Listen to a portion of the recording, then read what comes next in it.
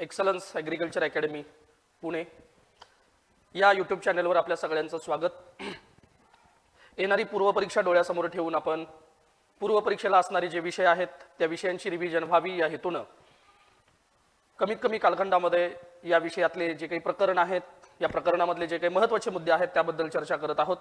आणि आज आपण चर्चा करणार आहोत मराठी व्याकरण या एका महत्त्वाच्या विषयासंदर्भात।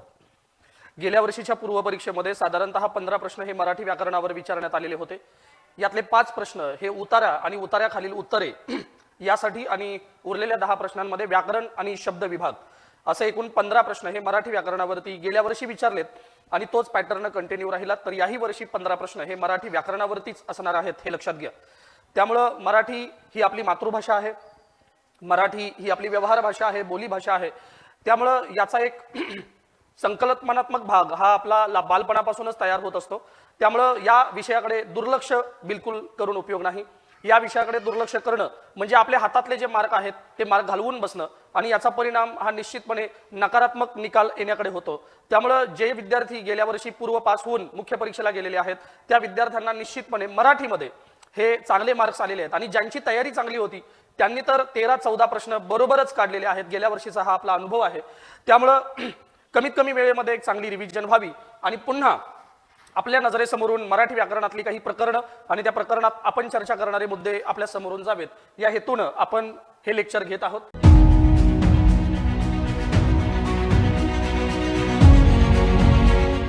तर साधारणतः आपल्या समोर आहे की मराठी व्याकरणामध्ये जे प्रकरण आहेत त्या प्रकरणाला एमपीएससी आपल्या परीक्षांमध्ये कशा पद्धतीनं न्याय देतं, कोणतं प्रकरण हे एमपीएससी साठी महत्त्वाचं आहे, परीक्षाभिमुख आहे, हे या चार्टवरून आपल्याला निश्चितपणे कळेल। पहिला वर्णविचार, त्यानंतर पायाभूत मराठी व्याकरण, जोडाक्षर, शुद्ध लेखन, संधी, समास, प्रयोग, अलंकार, वृत्त, विरामचिन्ह, भाषालिपी व्याकरण, वाक्य प्रकार, वाक्य रूपांतर, वाक्य पृथक्करण, नाम सर्वनाम विशेषण क्रियापद या शब्दांच्या जाती, शब्दयोगी अव्यय, केवल प्रयोगी अव्यय, उभयान्वयी अव्यय, क्रिया विशेषण अव्यय हे अविकारी शब्द शब्दांच्या जाती, शब्द सिद्धी, शब्द शक्ती, धातू आणि धातू साधित, वाक्प्रचार, म्हणी, समानार्थी शब्द, विरुद्धार्थी शब्द, शब्द समूहाबद्दल एक शब्द, एकाच अर्थाचे अनेक शब्द, शुद्ध लेखन आणि अलंकारिक शब्द असे आतापर्यंत या सर्व प्रकरणांवर एमपीएससीने राज्यसेवा, कंबाईन, गट क यांच्या मुख्य परीक्षांना प्रश्न विचारलेले आहेत। पुढे प्रश्न संख्या सुद्धा मी जाणीवपूर्वक दिलेली आहे।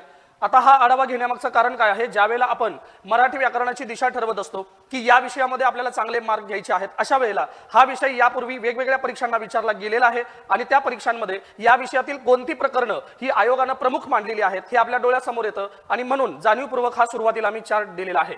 आता गेल्या वर्षीची प्रश्नपत्रिका आपल्या नजरेसमोर असल्यामुळे आपल्याला पूर्व परीक्षेला मराठी विचारलं जाणार आहे, त्यामुळे त्याचा दर्जा हा निश्चितपणे मुख्य परीक्षेपेक्षा सोपा असणार आहे। त्यामुळे याचाच फायदा आपण घेऊन मराठी व्याकरणामध्ये जास्तीत जास्त गुण कसे मिळवता येतील याकडे पाहायचंय।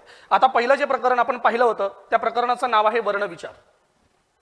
कोणतीही भाषा जी विकसित होते ती भाषा वर्ण या संकल्पनेद्वारे विकसित होते। जगामध्ये अनेक भाषा आहेत, मग ती प्रमाण भाषा असेल, बोली भाषा असेल, व्यवहार भाषा असेल, तर या सगळ्या भाषा विकसित झाल्या याचं सगळ्यात महत्त्वाचं कारण म्हणजे निसर्गामध्ये असलेले ध्वनी। माणसाची जी उत्क्रांती आहे ती उत्क्रांती होत असताना माणसाला ज्या वेळेला पंच इंद्रियांचं ज्ञान होऊ लागलं, त्याच्या कानावरती निसर्गातले वेगवेगळे ध्वनी येऊ लागले, त्यावेळेला त्याच्या मनामध्ये काही उत्सुकता निर्माण झाली। या उत्सुकतेपोटी त्यानं प्रत्येक ध्वनीला वेगवेगळे चिन्ह संकेत देण्याचा प्रयत्न चालू केला आणि त्यातून जगभरामध्ये या ध्वनींना वेगवेगळी चिन्ह संकेत देण्याची पद्धत चालू झाली आणि मग भाषा विकासाला प्रारंभ झाला। आता आपल्याला फक्त परीक्षाभिमुख माहिती पाहिजे, त्यामुळे आपण तपशीलवार यामध्ये कोणतीही चर्चा करणार नाही।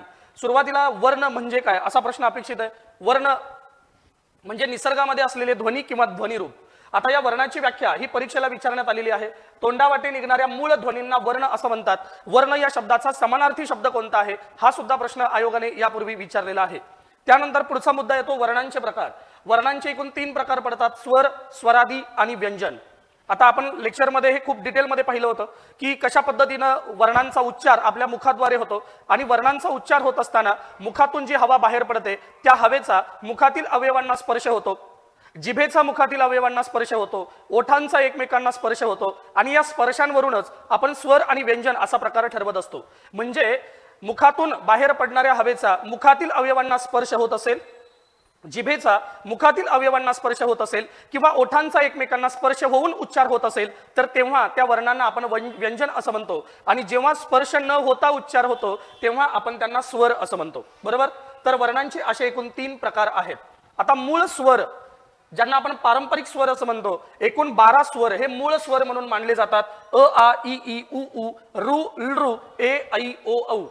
विद्यार्थ्यांनी त्याचा क्रम सुद्धा व्यवस्थित लक्षात ठेवायचा आहे. रू आणि लृ यांचा क्रम उ आणि उ नंतर येतो, हे लक्षात घ्या. मी इथं पारंपरिक मूळ स्वर असा उल्लेख केलेला आहे आणि त्यांची संख्या 12 आहे. पण सध्या स्वरांची संख्या किती असा प्रश्न आला तर एकूण 14 स्वर आहेत, कारण या 12 मध्ये 2 आधुनिक स्वर हे वाढलेले आहेत. आपण नंतर त्याचा उल्लेख करूच. स्वरादी एकूण 2 आहेत. अम आहा. स्वरादी ज्याच्या आधी स्वर येतो त्यांना स्वरादी असं म्हणतात. स्वरादीचे 2 प्रकार आहेत, अनुस्वार आणि विसर्ग. अनुस्वार म्हणजे अम आणि विसर्ग म्हणजे आहा. या दोघांना व्याकरणात स्वरादी असं म्हटलं गेलं. त्यानंतर व्यंजन. व्यंजनांचा क्रम या पद्धतीने आहे. पहिल्यांदा क गट, त्यानंतर च गट, त्यानंतर ट गट, त्यानंतर त गट, त्यानंतर प गट. क ख ग घ ञ, च छ ज झ न, ट ठ ड ढ न, त थ द ध न, प फ ब भ म. यानंतर य र ल व श श स ह ळ अशी एकूण 34 व्यंजने ही आपल्या व्यंजनमालेमध्ये आहेत. आता क्ष आणि ज्ञ यांचं करायचं काय तर क्ष आणि ज्ञ यांना विशेष व्यंजन असं म्हटलं गेलं किंवा यांना संयुक्त व्यंजन असं म्हटलं गेलं. कळतंय. क्ष आणि ज्ञ यांना संयुक्त व्यंजन असं म्हणण्यात आलेलं आहे. आता आणखीन एक संकल्पना आहे आधुनिक स्वर किंवा आदत्त. आधुनिक स्वरांना आदत्त म्हणून ओळखलं जातं. कशी भाषा ही नेहमी बदलत असते. भाषेचा विकास हा सातत्यानं होत असतो आणि तो विकास कसा होतो. उदाहरणार्थ मराठी भाषेमध्ये केवळ मराठीचे शब्द अस्तित्वात नाही आहेत, मूळ देशी शब्द. या मराठीमध्ये गुजराती शब्द आहेत, मराठीमध्ये हिंदी शब्द आहेत, मराठीमध्ये कानडी आहेत, तेलुगू आहेत, तमिळ आहे. अनेक शब्द एकत्रित म्हणजे इतर भाषीय शब्द एकत्र येऊन इतर भाषीय काय परदेशीय शब्द पण एकत्र आलेले आहेत. इंग्रजी शब्द आहेत, त्यानंतर फ्रेंच शब्द आहेत, पोर्तुगीज शब्द आहेत. त्यामुळे मराठी भाषेचा संबंध इतर ज्या ज्या भाषांशी आलेला आहे त्या सगळ्या भाषांमधील महत्त्वाचे शब्द हे आज मराठीनं स्वीकारलेले आहेत आणि त्यामुळे भाषा ही नेहमी बदलत जाते. आता उदाहरणच द्यायचं झालं तर इंग्रजीतले काही शब्द उदाहरणार्थ बॅट आणि बॉल हे आपण आहे असे स्वीकारलेले आहेत. त्यामुळे या शब्दांसोबत काही स्वर सुद्धा मराठीमध्ये स्वीकारले गेलेत, त्यांना आधुनिक स्वर असं म्हणतात. आधुनिक स्वरांना आदत्त असं सुद्धा नाव देण्यात आलं आहे. 6 नोव्हेंबर 2009 या दिवशी या 2 स्वरांचा समावेश आपण वर्णमालेत केला आणि ते 2 स्वर आहेत ॲ आणि ऑ. ॲ आणि ऑ यांना आधुनिक स्वर अशी मान्यता आहे. त्यानंतर संयुक्त व्यंजन. संयुक्त व्यंजनांचे 2 उपघटक आहेत. नंबर 1 वर्णमालेमध्ये असणारी संयुक्त व्यंजने. क्ष आणि ज्ञ या दोघांना वर्णमालेतील संयुक्त व्यंजने म्हणून ओळखलं जातं आणि श्र आणि त्र यांना वर्णमाले बाहेरील संयुक्त व्यंजन म्हणून ओळखलं जातं. म्हणजे वर्णमालेत संयुक्त व्यंजन ही वर्णमालेतील आणि वर्णमाले बाहेरील अशा 2 उपप्रकारांमध्ये विभागलेली आपल्याला दिसत आहेत. हा सुद्धा प्रश्न आयोगाने विचारला होता. क्ष ज्ञ ही 2 संयुक्त व्यंजने आहेत, ती कोणत्या व्यंजनांपासून तयार होतात. तर व्यवस्थित विद्यार्थ्यांनी याचा अभ्यास करायचा आहे, कारण परीक्षेला हा प्रश्न पुन्हा रिपीट होऊ शकतो. बघा क अधिक श इथं श आहे ते शहामृग श नसून षटकोन श आहे. ज्ञ द अधिक न अधिक य इथं जे न आहे ते न न आहे. त्यामुळे न आणि श बदलून तुम्हाला परीक्षेला प्रश्न विचारले जातात. आपल्याला ज्ञान आहे, आपल्याला त्या संदर्भातली माहिती आहे, तरी सुद्धा आपलं वाचन हे तंतोतंत नसल्यामुळे सूक्ष्म वाचन नसल्यामुळे काही वेळेला प्रश्न चुकण्याची शक्यता असते. त्यानंतर लृ हा जो स्वर आहे हा स्वर लुप्त होत चाललेला आहे, कारण या स्वरापासून केवळ एकच शब्द सध्या अस्तित्वात आहे आणि तो म्हणजे क्लृप्ती. आणि हा सुद्धा शब्द मराठीतला मूळ शब्द नाही, तो संस्कृत मधून मराठीत आलेला शब्द आहे. ठीक आहे. लुप्त होत जाणारे वर्ण हे कोणकोणते आहेत असाही प्रश्न आयोगाने बऱ्याचदा विचारलाय. ऋने रू हा स्वर आहे, या रूने सुरू होणारे मराठी शब्द हे मराठीत नाही आहेत, ते संस्कृत मधून मराठीत आलेले आहेत. हाही मुद्दा महत्वाचा आहे. नंबर 2 लृ बद्दल आपण बोललोच. लृ हा लुप्त होत जाणारा स्वर आहे, त्या पद्धतीनं रू हा सुद्धा स्वर लुप्त होत जाणारा आहे. यानंतर पुढे येऊयात स्वर. या स्वरांना विवृत्त असंही म्हटलं गेलेलं आहे आणि विवृत्त या शब्दाचा अर्थ येतो तोंड पसरलेले. या संकल्पनेतच आहे बघा. ज्या वर्णाचा उच्चार होताना हवेचा मुखातील कोणत्याही अवयवाला स्पर्श होत नाही, जिभेचा मुखातील कोणत्याही अवयवाला स्पर्श होत नाही किंवा ओठांचा एकमेकांना स्पर्श होत नाही, त्याला स्वर असं म्हटलं गेलं.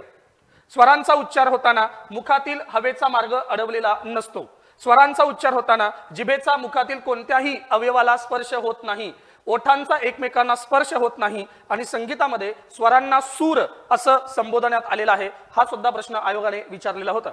आता या स्वरांचे प्रकार कोणते आहेत तर या स्वरांचे प्रकार 3 आहेत उच्चारानुसार. पहिलं ह्रस्व स्वर, नंबर 2 दीर्घ स्वर आणि नंबर 3 संयुक्त स्वर. ह्रस्व स्वर म्हणजे काय?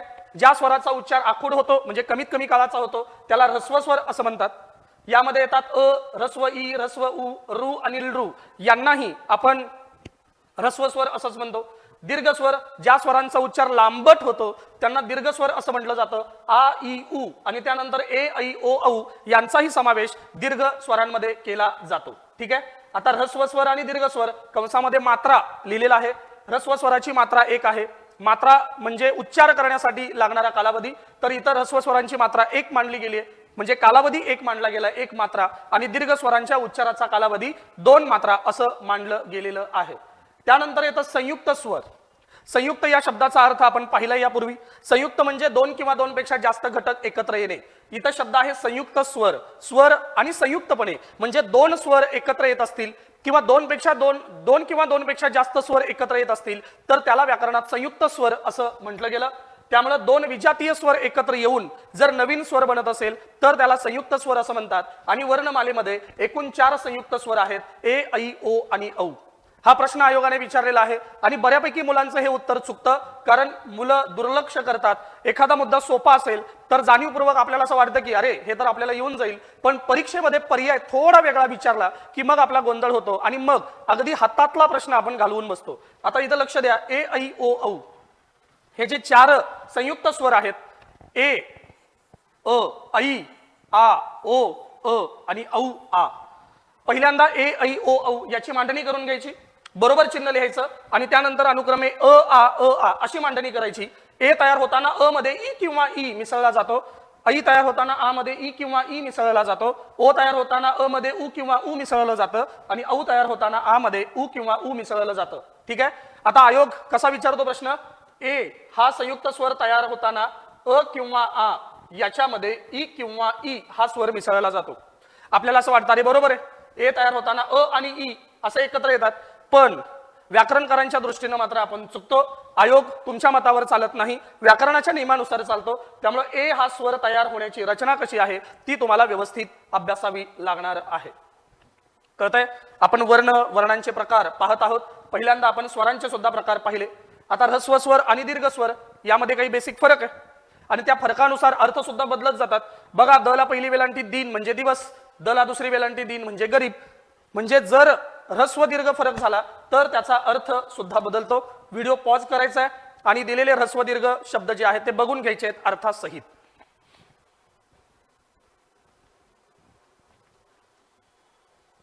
आता त्यानंतर स्वरांचे आणखीन 2 प्रकार पडतात आणि ते उच्चार स्थानावरून आहेत.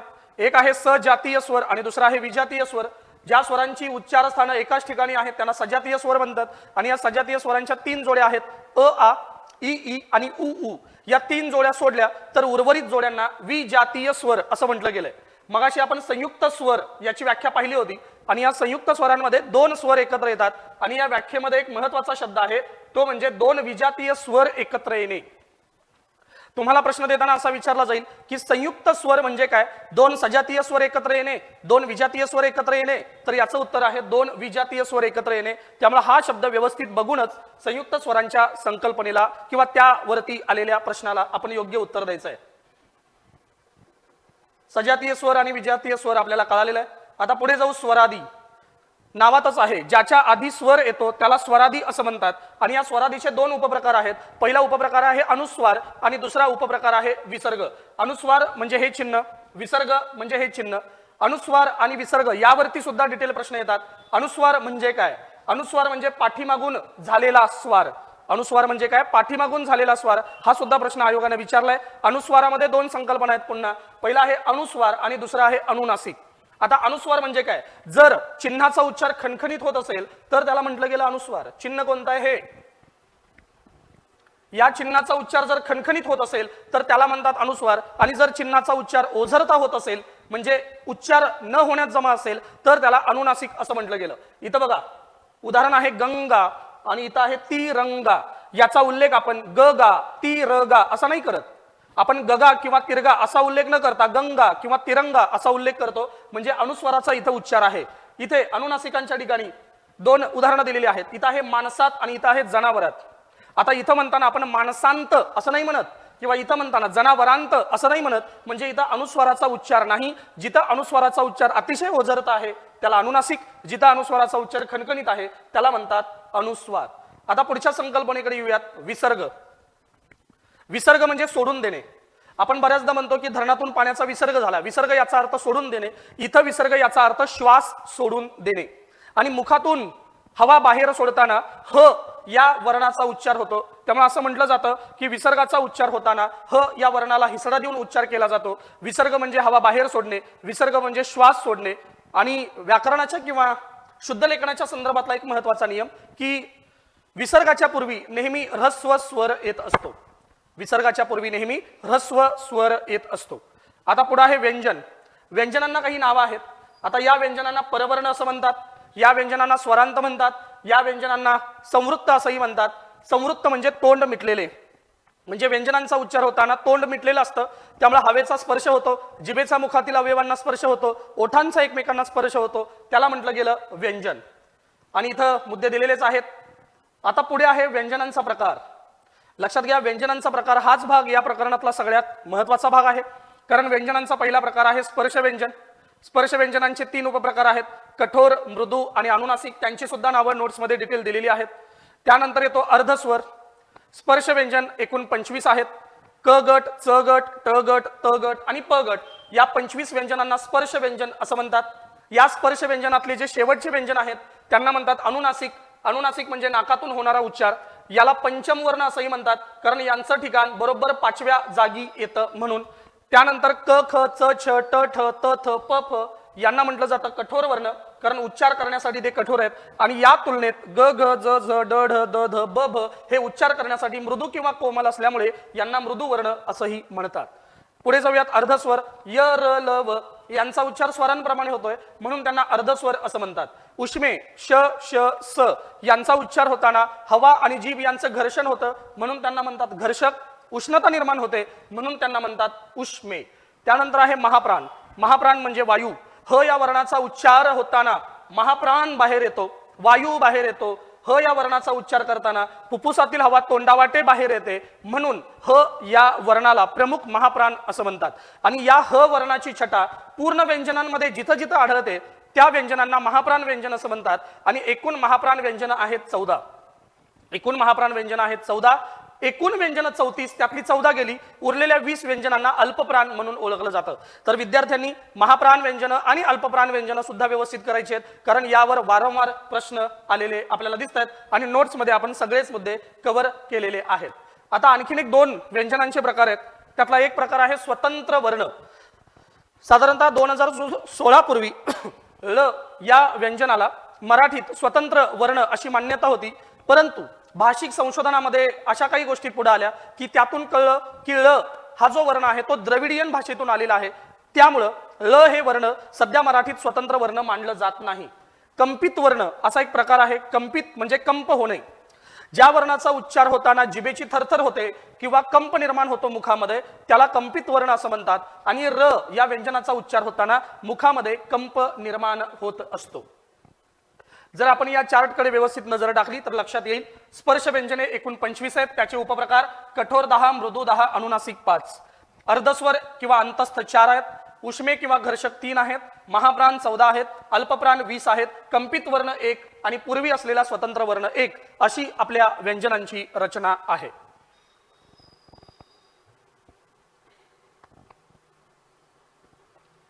ठीक आहे, पुन्हा एकदा बघा.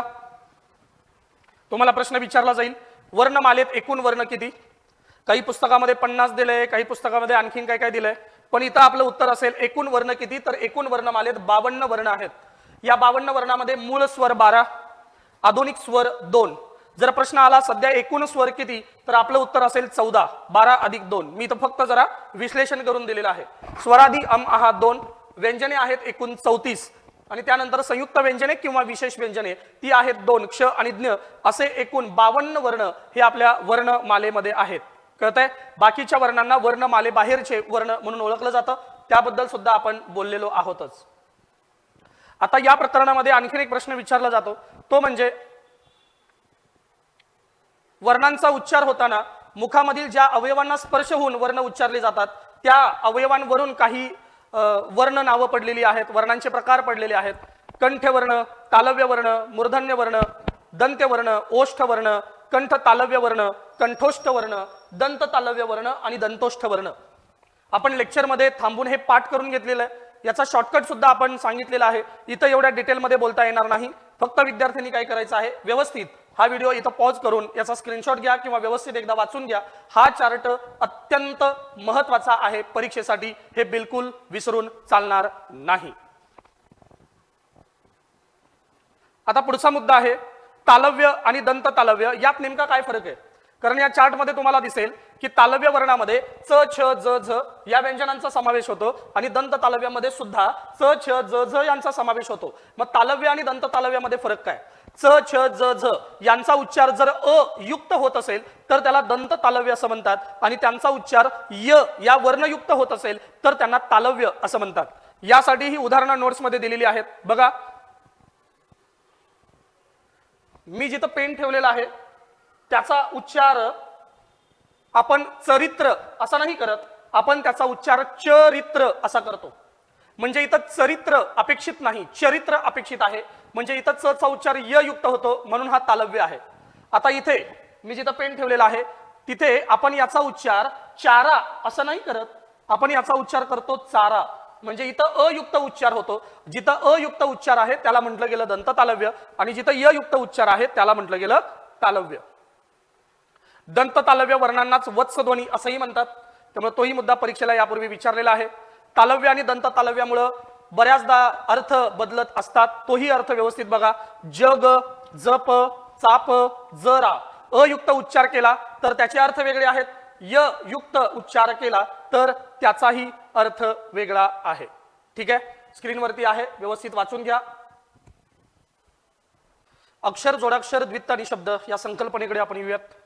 अक्षर म्हणजे कधीही नष्ट न होणारे, हा अर्थ सुद्धा परीक्षेला विचारला गेलेला आहे. क्षर म्हणजे नष्ट होणारे आणि अक्षर म्हणजे कधीही नष्ट न होणारे. आपण मगाशी बघितलं होतं, ध्वनींना आपण वर्ण म्हणतो तर ध्वनी चिन्हांना अक्षर असं म्हणतात. अक्षर हे स्वतंत्र आहेत, त्यामुळे सर्व स्वर ही अक्षरे आहेत, सर्व स्वरादी हे अक्षर आहेत. पण व्यंजनांना अक्षर म्हणता येत नाही.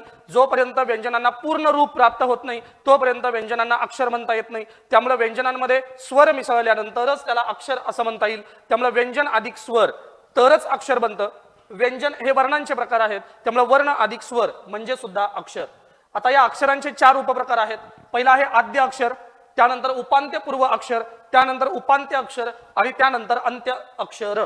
जर आपण एक शब्द घेतला स खा राम, तर या शब्दातील स म्हणजे आद्य अक्षर, खा म्हणजे उपांत्य पूर्व, रा म्हणजे उपांत्य आणि अंत्य अक्षर म्हणजे म, स खा राम. तर अक्षरांचे असे प्रकार पडतात. पुढे अक्षरानंतरची संकल्पना आहे ती आहे जोडाक्षर. जोडाक्षर म्हणजे काय? जोड अधिक अक्षर म्हणजे 2 व्यंजन एकत्र येऊन त्यामध्ये जेव्हा स्वर मिसळला जातो त्यावेळेला त्याला जोडाक्षर असं म्हटलं गेलं. त्यामुळे जोडाक्षरांचं सूत्र सुद्धा परीक्षेला विचारलं जाईल. संयुक्त व्यंजन अधिक स्वर म्हणजे जोडाक्षर किंवा व्यंजन अधिक स्वर म्हणजेही जोडाक्षर. दोनही संकल्पना तुम्हाला विचारल्या जाऊ शकतात.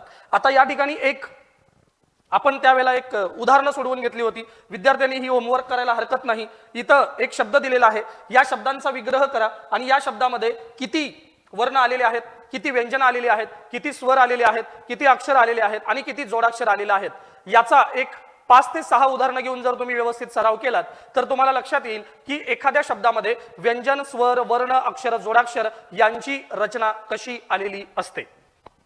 ही काही उदाहरणं दिलेली आहेत. आता एक महत्वाचा प्रश्न की क्ष, ज्ञ, श्र आणि त्र व्यवस्थित बघा, यांचं पाय मोडलेलं नाहीये, फक्त मध्ये स्वल्पविराम आहेत. यांना व्याकरणात काय म्हणाल? जर यांचा पाय मोडलेला असेल तर आपण त्यांना म्हणतो संयुक्त व्यंजन. पण आता इथं पाय मोडलेलं नाही, याचा अर्थ या संयुक्त व्यंजनांमध्ये स्वर मिसळलेला आहे आणि जेव्हा संयुक्त व्यंजनांमध्ये स्वर मिसळतो तेव्हा आपण त्यांना जोडाक्षर असं म्हणतो. त्यामुळे क्ष, ज्ञ, श्र आणि त्र यांना व्याकरणात जोडाक्षर असं म्हटलं जाईल. जर त्यांचा पाय मोडलेला नसेल तर, पाय मोडलेला असेल तर त्यांना संयुक्त व्यंजन असं म्हटलं जाईल.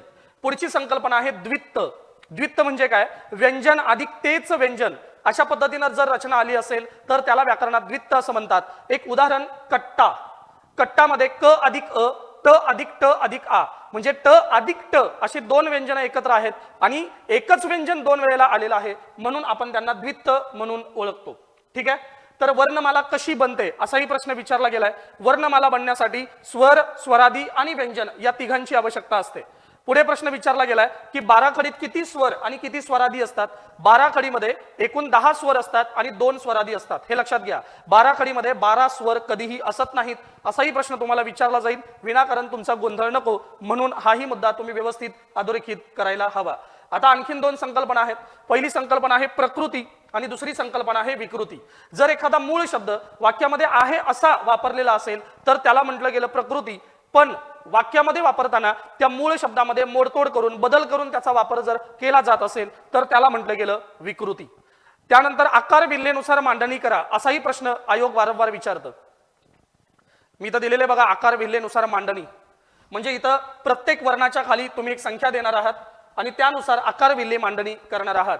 अ ला 1, अहाला 16, क ला 17, शेवटी ल ला 50 अशी तुम्ही संख्या देणार आहात आणि यानुसार आकार विल्हेची मांडणी करणार आहात. म्हणजे 4 शब्द तुम्हाला दिले जातील. करवत्या, करवती, करवते, करवत.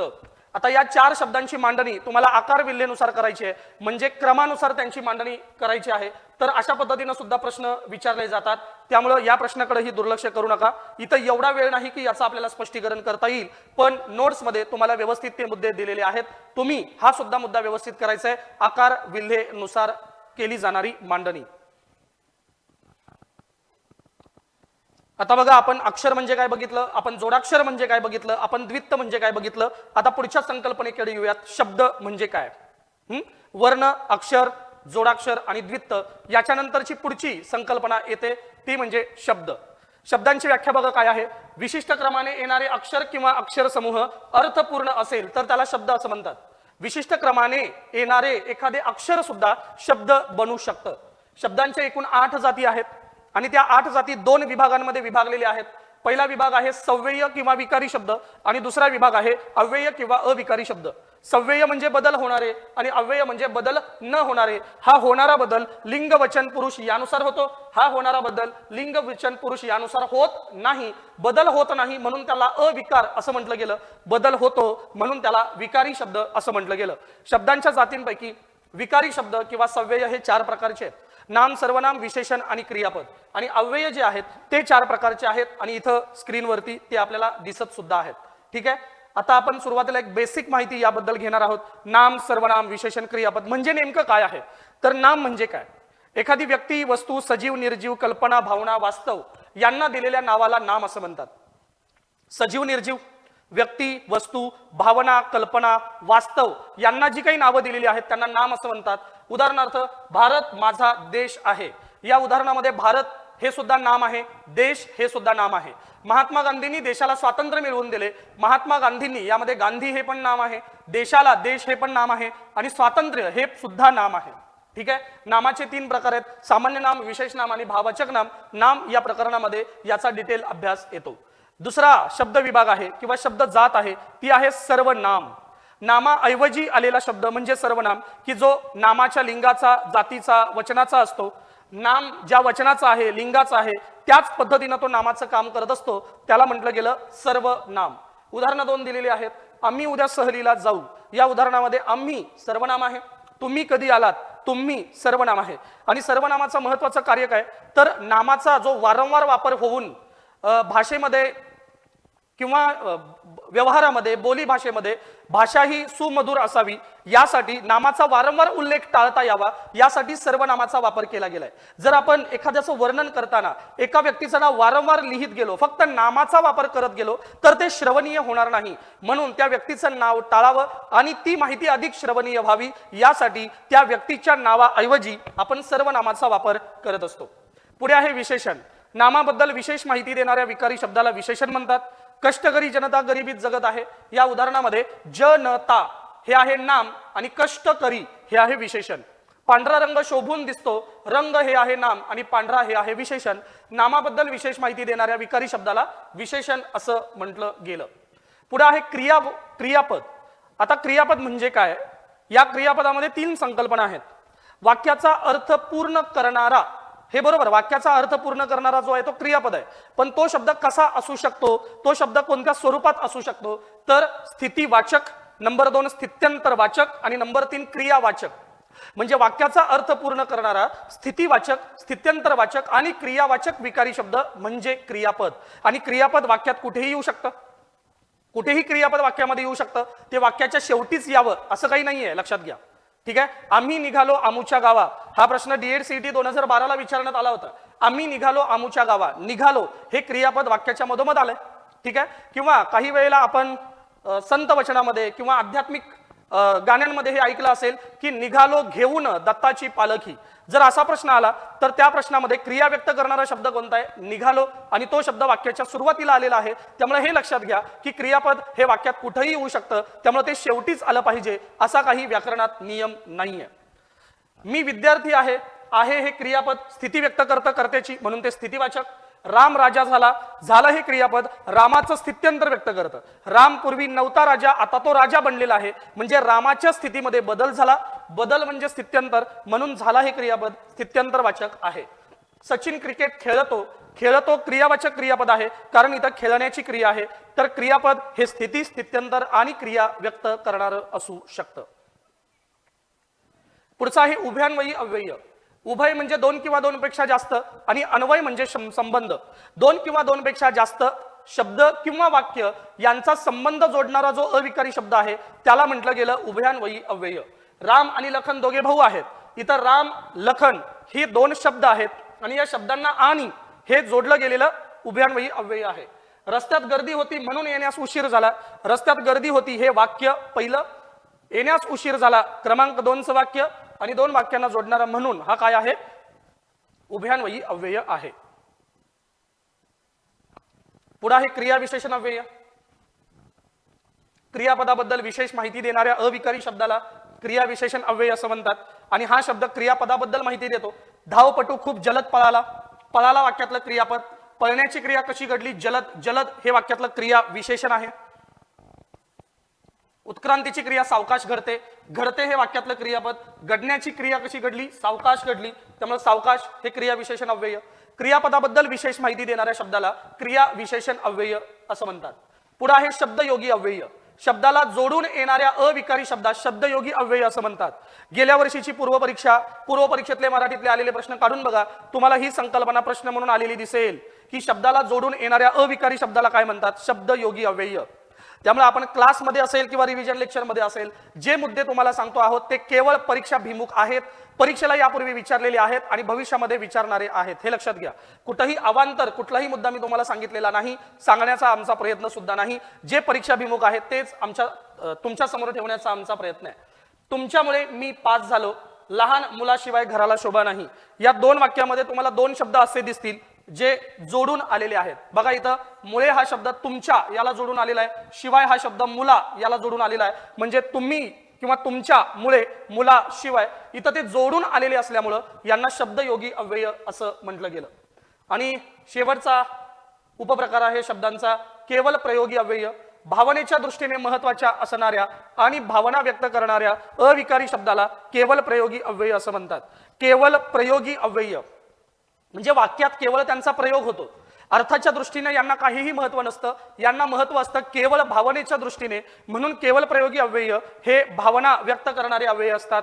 छे छे मला आवडत नाही या दिलेल्या उदाहरणामध्ये छे छे हे भावना व्यक्त करत असल्यामुळं याला केवळ प्रयोगी अव्यय असं म्हटलं गेलं. ठीक आहे. आपण शब्दांच्या जाती पाहिल्या. या शब्दांच्या एकूण 8 जाती आहेत. उभयान्वयी अव्यय याच्यावरही प्रश्न आला होता, पण तो प्रश्न केवल वाक्य का संयुक्त वाक्य या संबंधी आला होता. पुढे आपण त्याबद्दल बोलूच. शब्दयोगी अव्यय यावरती सुद्धा प्रश्न आलाय, त्यामुळे विद्यार्थ्यांनी या बेसिक गोष्टी सुद्धा पूर्ण करणं अत्यंत आवश्यक आहे. त्यानंतर जोडाक्षरांचं लेखन. या जोडाक्षरामध्ये येणारे वर्ण मगाशीच मी तुम्हाला सांगितलेलं आहे. जोडाक्षर लिहिण्याची पद्धत ही 2 प्रकारची आहे, आडवी पद्धत आणि उभी पद्धत. इथं तुम्ही पाहू शकता वक्ता आणि श्रोता हे 2 शब्द दिलेले आहेत. यामध्ये जोडाक्षर युक्त हे शब्द आहेत. इथं जोडाक्षर आहे. कट्टा आणि सट्टा हे सुद्धा जोडाक्षर युक्त शब्द आहेत. फक्त जोडाक्षर लिहिण्याच्या पद्धती आपण पाहतो आहोत. एक आहे आडवी जोडणी आणि दुसरी आहे उभी जोडणी. सेम प्रकार व्यंजनांचा सुद्धा पडतो. मध्ये उभा दंड असणारी व्यंजने शेवटी उभा दंड असणारी व्यंजने, शेवटी स्वतंत्र उभा दंड असणारी व्यंजने, अर्धा दंड असणारी अर्धी आणि अर्धी होऊ शकणारी व्यंजने, अर्धा दंड असणारी पण अर्धी होऊ न शकणारी व्यंजने आणि दंड नसलेलं व्यंजन, हे सुद्धा व्यंजनांबद्दल प्रश्न विचारले जाण्याची शक्यता आहे, त्यामुळे तेही विद्यार्थ्यांनी व्यवस्थित करायचं आहे। र याचं लेखन जोडाक्षरामध्ये कसं केलं जातं, हा सुद्धा प्रश्न आहे, हे लक्षात घ्या। त्यामुळं इथं दिलेलंच आहे र हे जोडाक्षरामध्ये कसं येतं। इथं पॉज घ्या आणि त्यानंतर 1-2 मिनिटं बघा व्यवस्थित। 4 पद्धतीनं ही जोडाक्षरांची मांडणी आपण करतोय। राज्यसेवा किंवा कंबाईन मुख्य परीक्षेला मराठी जे थोडंसं अधिक अवघड असतं, मुख्य परीक्षेला खास करून कंबाईनच्या, तर तिथं स्वरांची उच्चार पद्धती ही दिली जाते। त्यामुळे नोट्समध्ये मुद्दे दिलेले आहेत, थोडेसे डिटेल जरी असले तरी हे सुद्धा एकदा तुम्ही वाचून व्यवस्थित जायचंय आणि याच्यावर प्रिव्हियस इयरमध्ये जे क्वेश्चन आलेले आहेत ते सुद्धा तुम्ही व्यवस्थित बघून जायचे आहेत। अगदी वर्णांवर होणारा आघात वगैरे या सगळ्या गोष्टी दिलेल्या आहेत। यानंतर पुढचा भाग येतो पायाभूत संकल्पना। आपण आपल्या लेक्चरमध्ये समजावून घेण्याचा प्रयत्न केला होता। आपली जी पद्धत आहे मराठी शिकवण्याची ती थोडी वेगळी आहे। पुढे येणाऱ्या महत्त्वाच्या प्रकरणांचा जो संदर्भ आहे तो आधीच आपण क्लिअर करून घेतो। सुरुवातीला आपण वाक्यातील कर्ता, वाक्यातील कर्म आणि वाक्यातील क्रियापद कसं शोधायचं याबद्दल माहिती घेतली होती, बरोबर आहे। आधी शोधतो आपण वाक्यातलं क्रियापद, मग त्याचा मूळ धातू, मग त्यानंतर आपण कर्ता शोधतो। नारा कोण, नारी कोण, नारे कोण, नारा काय, नारी काय, नारे काय, हे सगळं आठवलं पाहिजे सगळ्यांना, लक्षात घ्या। कर्ता शोधल्यानंतर वाक्यातील आपण कर्म शोधतो। त्यामुळे सुरुवातीला हे बेसिक सगळ्यांचं क्लिअर असलं पाहिजे की वाक्यातील क्रियापद कोणतं आहे, ते स्थितीवाचक आहे का स्थित्यंतरवाचक आहे का क्रियावाचक आहे। त्यानंतर आपल्याला वाक्यातला कर्ता शोधता आला पाहिजे। वाक्यातला जर कर्ता व्यवस्थित शोधता आला तर आपल्याला लक्षात येईल की दिलेलं वाक्य हे अकर्तृक आहे का दिलेलं वाक्य हे कर्त्यासहित आहे। त्यानंतर आपण कर्माकडे येतो, वाक्यातील कर्म शोधणं। ही पद्धत थोडी क्लिष्ट आहे पण ती आपण अतिशय सोपी केलेली आहे। कर्म जर व्यवस्थित शोधता आला तर आपल्याला लक्षात येतं की वाक्य अकर्मक आहे, वाक्य सकर्मक आहे का वाक्यात 2 कर्म आहेत, प्रत्यक्ष आणि अप्रत्यक्ष कर्म। त्यामुळे या बेसिक संकल्पना आपल्याला व्यवस्थित कळायला हव्यात, त्यासाठी आपण हे प्रकरण घेतलेलं होतं आणि यामध्ये महत्त्वाचं आहे कर्म कसं शोधावं। यानंतर बेसिक मध्ये आपण आणखीन एक मुद्दा घेतला होता विभक्ती प्रत्ययाचा, आणि या विभक्ती प्रत्ययामध्ये आपण पाहिलं होतं की द्वितीय विभक्ती आणि चतुर्थी विभक्ती सलाते सलानाते इथं प्रत्यय समान आहेत, परंतु द्वितीय विभक्ती ही वेगळ्या अर्थाने येते आणि चतुर्थी विभक्ती ही वेगळ्या अर्थाने येते। जर वाक्यातील कर्माला सलाते सलानाते हा प्रत्यय लागलेला असेल तर तिथे द्वितीय विभक्ती असते, आणि वाक्यात कर्मा व्यतिरिक्त अन्य कुठेही सलाते सलानाते असा प्रत्यय आला असेल तर आपण त्याला चतुर्थी विभक्ती असं मानतो, ठीक आहे। यामध्येच आपण प्रथमा विभक्तीचा सुद्धा नियम पाहिला होता, यामध्येच आपण संबोधन विभक्तीचा सुद्धा नियम पाहिला होता की ज्या नियमाचा उपयोग आपल्याला पुढे प्रयोग या प्रकरणामध्ये चांगल्या पद्धतीने करता येतो, ठीक आहे। त्यामुळे सगळ्यांनीच हे प्रकरण सुद्धा जे आहे, जे पायाभूत प्रकरण म्हणून आपण त्याकडे पाहतो, प्रथम विभक्तीचा नियम, संबोधन विभक्तीचा नियम, तो सगळ्यांनी व्यवस्थित करायला हवा। यानंतर पुढची संकल्पना येते ती म्हणजे सामान्य रूप। सामान्य रूप म्हणजे नेमकं काय, तर एखाद्या शब्दाला ज्यावेळेला विभक्तीचा प्रत्यय लागत असतो किंवा शब्दयोगी अव्यय जोडला जात असतो त्यावेळेला त्या मूळ शब्दामध्ये जो होणारा बदल आहे त्या बदलाला सामान्य रूप असं म्हणतात। इथं उदाहरण दिलेलं आहे, मूळ शब्द आहे फूल आणि त्याला आपण प्रत्यय लावलेला आहे स, मग फूल या मूळ शब्दाला स हा प्रत्यय लावून आपण तयार करतो शब्द फुलास, इथं फुला याला म्हटलं गेलं सामान्य रूप। दुसरं उदाहरण आहे झाड आणि प्रत्यय शब्दयोगी अव्यय आहे खाली, झाड या शब्दाला खाली हा शब्दयोगी अव्यय जोडला जाऊन नवीन शब्द तयार होतो झाडा खाली, आणि त्यामुळे झाडा याला म्हटलं गेलं सामान्य रूप। हे लक्षात घ्या की जर मूळ शब्दामध्ये बदल होत असेल तर त्या बदललेल्या रूपालाच सामान्य रूप असं म्हटलं गेलेलं आहे, ठीक आहे। इथपर्यंतचा जो भाग आपण पाहिला त्याला म्हटलं गेलं पायाभूत मराठी व्याकरण। यानंतर एका महत्त्वाच्या प्रकरणाला आपण सुरुवात करतोय आणि ते प्रकरण आहे संधी। आपण सलग संधी, समास आणि प्रयोग अशी 3 पहिल्यांदा तांत्रिक प्रकरण संपवतो आणि त्यानंतर शब्द जाती हा जो भाग आहे या भागाकडे येत असतो। इथं आहे संधी। संधी म्हणजे काय, तर 2 शब्द ज्यावेळेला एकत्र येतात त्यावेळेला 2 शब्द एकत्र येताना पहिल्या शब्दातील शेवटचा वर्ण आणि दुसऱ्या शब्दातील पहिला वर्ण, व्यवस्थित ऐका, पहिल्या शब्दातील शेवटचा वर्ण आणि दुसऱ्या शब्दातील पहिला वर्ण या दोघांची जी जोडणी होते त्या जोडणीला व्याकरणात संधी म्हणून ओळखलं जातं।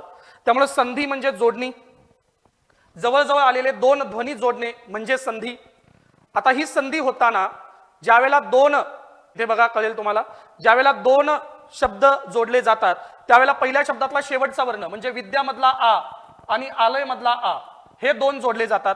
सन्मान सत अधिक मान म्हणजे त अधिक म हे दोन जोडले जातात. इथं यश विसर्ग अधिक धन म्हणजे अ अधिक विसर्ग अधिक ध, म्हणजे जी जोडणी होते ती इथं होते. आणि ही जोडणी होताना हे जोडले जाणारे दोन वर्ण नेमके काय आहेत? हे स्वर अधिक स्वर असे आहेत का हे व्यंजन अधिक व्यंजन, व्यंजन अधिक स्वर असे आहेत का यामध्ये विसर्गाचा अंश आहे? यानुसार या संधीचे तीन प्रकार पडतात.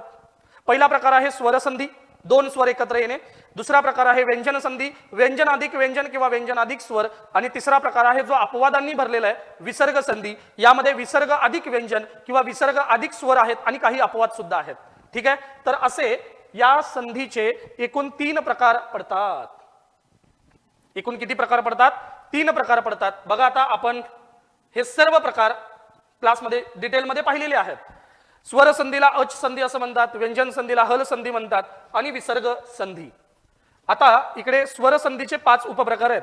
दीर्घत्व संधी, गुणादेश, यणादेश, वृद्धादेश आणि संयुक्त स्वरांचा नियम. व्यंजन संधीमध्ये प्रथम तृतीय अनुनासिकांचा नियम, त चा नियम, छ चा नियम आणि म चा नियम. आणि विसर्ग संधीमध्ये आपण पाहिलेले नियम आहेत. एक स या व्यंजनाचा विसर्ग होणारा नियम, र या व्यंजनाचा विसर्ग होणारा नियम, विसर्ग अधिक च किंवा छ, विसर्ग अधिक त किंवा थ, विसर्ग अधिक श किंवा स, विसर्गाचा उ होणारा संधी, विसर्गाचा श होणारा संधी, विसर्गाचा र होणारा संधी, र तसाच राहणारा संधी, विसर्ग तसाच राहणारा किंवा लोप पावणारा संधी आणि शेवटचं होतं क्रू धातूचा नियम. संधी या प्रकरणामध्ये प्रमुख 3 प्रकार स्वर संधी, व्यंजन संधी, विसर्ग संधी. तुम्हाला पूर्व परीक्षेला एवढंच अपेक्षित आहे की तुम्ही संधियुक्त जे शब्द आहेत म्हणजे शब्द आणि त्यांचा विग्रह ते तुम्ही व्यवस्थित पाठ करणं अपेक्षित आहे. त्यानंतर त्याचा विग्रह तुम्हाला व्यवस्थित कळाला की मग ती संधी स्वर संधी आहे का व्यंजन संधी आहे का विसर्ग संधी आहे एवढंच तुम्ही या प्रकरणात पाहिलं पाहिजे सुरुवातीला. पण जर तुम्ही आपल्या क्लासचे सगळे लेक्चर व्यवस्थित केलेले असाल तर मी अशी अपेक्षा करेन की तुम्हाला या उपप्रकारांपर्यंत पोहोचता आलं पाहिजे, कारण त्याचा सराव आपण क्लासरूम मध्ये घेतलेला आहे. ठीक आहे, पण जर तुम्ही हे पहिल्यांदाच ऐकत असाल तर घाबरून जाण्याची आवश्यकता नाही. मी फक्त एवढंच सांगेन की संधियुक्त शब्द मग तुम्ही कुठल्याही व्याकरणाचं पुस्तक वाचत असाल तर त्या पुस्तकातील संधी आणि त्याचा विग्रह व्यवस्थित पाठ करा. आणि कंसामध्ये फक्त स्वर अधिक स्वर अशी रचना येते का व्यंजन अधिक व्यंजन, व्यंजन अधिक स्वर किंवा विसर्ग असलेली रचना येते हे व्यवस्थित बघा. आणि फक्त स्वर, व्यंजन आणि विसर्ग संधी अशी प्राथमिक जे 3 उपप्रकार आहेत तेवढे जरी ओळखता आले तरी आपल्याला यामध्ये मार्क्स घेता येतील. ओके, पण मी पुन्हा सांगेन जर तुम्ही लेक्चर व्यवस्थित केला असेल तर माझी अपेक्षा आहे की तुम्ही उपप्रकारांसहित त्याची तयारी केली पाहिजे, कारण आपण लेक्चरमध्ये या गोष्टी बघितल्या होत्या. इतकंच नव्हे तर पूर्वरूप संधी आणि पररूप संधी हे सुद्धा खास करून मराठी मधील जे संधी प्रकार आहेत ते संधी प्रकार आपण पाहिलेले आहेत. लक्षात आलं? जे स्वर संधी, व्यंजन संधी आणि विसर्ग संधी आहेत ते संस्कृत मधले मराठीत आलेले प्रकार आहेत, पण मराठीत सुद्धा भाषेत संधी होत असते. पररूप संधी आणि पूर्वरूप संधी हा सुद्धा भाग आपण पाहिलाय आणि नोट्स मध्ये तुम्हाला डिटेल याबद्दल माहिती मिळेल. त्यामुळे काही अडचण नाही. नोट्स मधलेच प्रश्न हे आपल्या परीक्षेला विचारले जातील. निश्चितपणे उत्तर सोडवत असताना तुम्हाला आपल्या नोट्सचा अत्यंत चांगला फायदा होणार आहे आणि आपण प्रत्येक संकल्पनेला न्याय देण्याचा प्रयत्न या नोट्स मध्ये केलेला आहे. ठीक आहे, त्यानंतर आपण इतर नियम सुद्धा पाहिलेत. ही या सर्व नामाचा शब्दयोगी अव्ययासोबत संख्या विशेषणाची संधी होताना कशी होते, आपल्या बोली भाषेतील संधी नेमकी कशी आहे, अनुरूप आणि अनुसार यांचा नियम नेमका कसा आहे, दीर्घ स्वरांचा संधी नियम नेमका कसा आहे आणि काही प्रश्न सुद्धा आपण नोट्स मध्ये कव्हर केलेले आहेत. म्हणजे अगदी कंबाईन मुख्य परीक्षेला सुद्धा तुम्हाला त्या प्रश्नांना सुद्धा न्याय देता येईल अशा पद्धतीने संधी या प्रकरणामधल्या सगळ्या मुद्द्यांना आपण नोट्स मध्ये कव्हर केलेला आहे. आपल्या क्लासमध्ये त्याची व्यवस्थित चर्चा झालेली आहे. फक्त रिव्हिजन मध्ये मी एवढंच तुम्हाला सांगेन की जर आपला क्लास व्यवस्थित झाला असेल तर तुम्हाला सगळे जे उपप्रकार आहेत ते व्यवस्थित आले पाहिजेत. आणि हा जो आत्मविश्वास आहे हा आत्मविश्वास घेऊनच आपण परीक्षेला सामोरं जाणार आहोत. लक्षात घ्या, आत्मविश्वास कोणत्या बाजारात दुकानात विकत मिळत नाही. मोटिवेशनल लेक्चर्स ऐकून आपण काही काळ प्रभावात राहू शकतो आणि प्रभाव हा नेहमी क्षणिक असतो. काही क्षणानंतर तो प्रभाव जर निघून गेला तर पुन्हा आपण कोरडे पडतो, पुन्हा आपण उदासीन होतो. आणि त्यामुळं म्हणजे असं म्हटलं जातं, वपू काळे यांचं ते वाक्य की कबुतराला गरुडाचे पंख लावता येतीलही पण उडण्याचं वेड हे रक्तात असावं लागतं. तर तो विश्वास हा तुमच्या रक्तात असायला हवा आणि तो विश्वास कधी येतो? ज्यावेळेला तुमचा अभ्यास पूर्ण असतो. ठीक आहे, तुमच्या आत्मविश्वासाचं रहस्य हे तुमच्या अभ्यासात दडलेलं आहे, हे लक्षात घ्या. त्यामुळे परीक्षेला जात असताना आत्मविश्वासानं कधी आपण जाऊ? ज्या वेळेला पूर्ण अभ्यासक्रम आपल्याला माहिती आहे, तो व्यवस्थित वाचून झालाय, समजून आपण घेतलाय. महत्वाचं काय आहे? समजून आपण घेतलेलं आहे, तर निश्चितपणे आपण परीक्षेला आत्मविश्वासानं सामोरं जाणार आहोत. तुम्ही अभ्यास करणार नाहीत, तुम्ही प्रयत्न करणार नाहीत, दिलेले मुद्दे व्यवस्थित वाचणार नाही आणि मग तुम्ही आपल्या गुरुवर्यांना किंवा इकडे तिकडे मित्रांना प्रश्न विचारणार की आत्मविश्वास कसा वाढवायचा. आत्मविश्वास असा कधीही वाढत नसतो.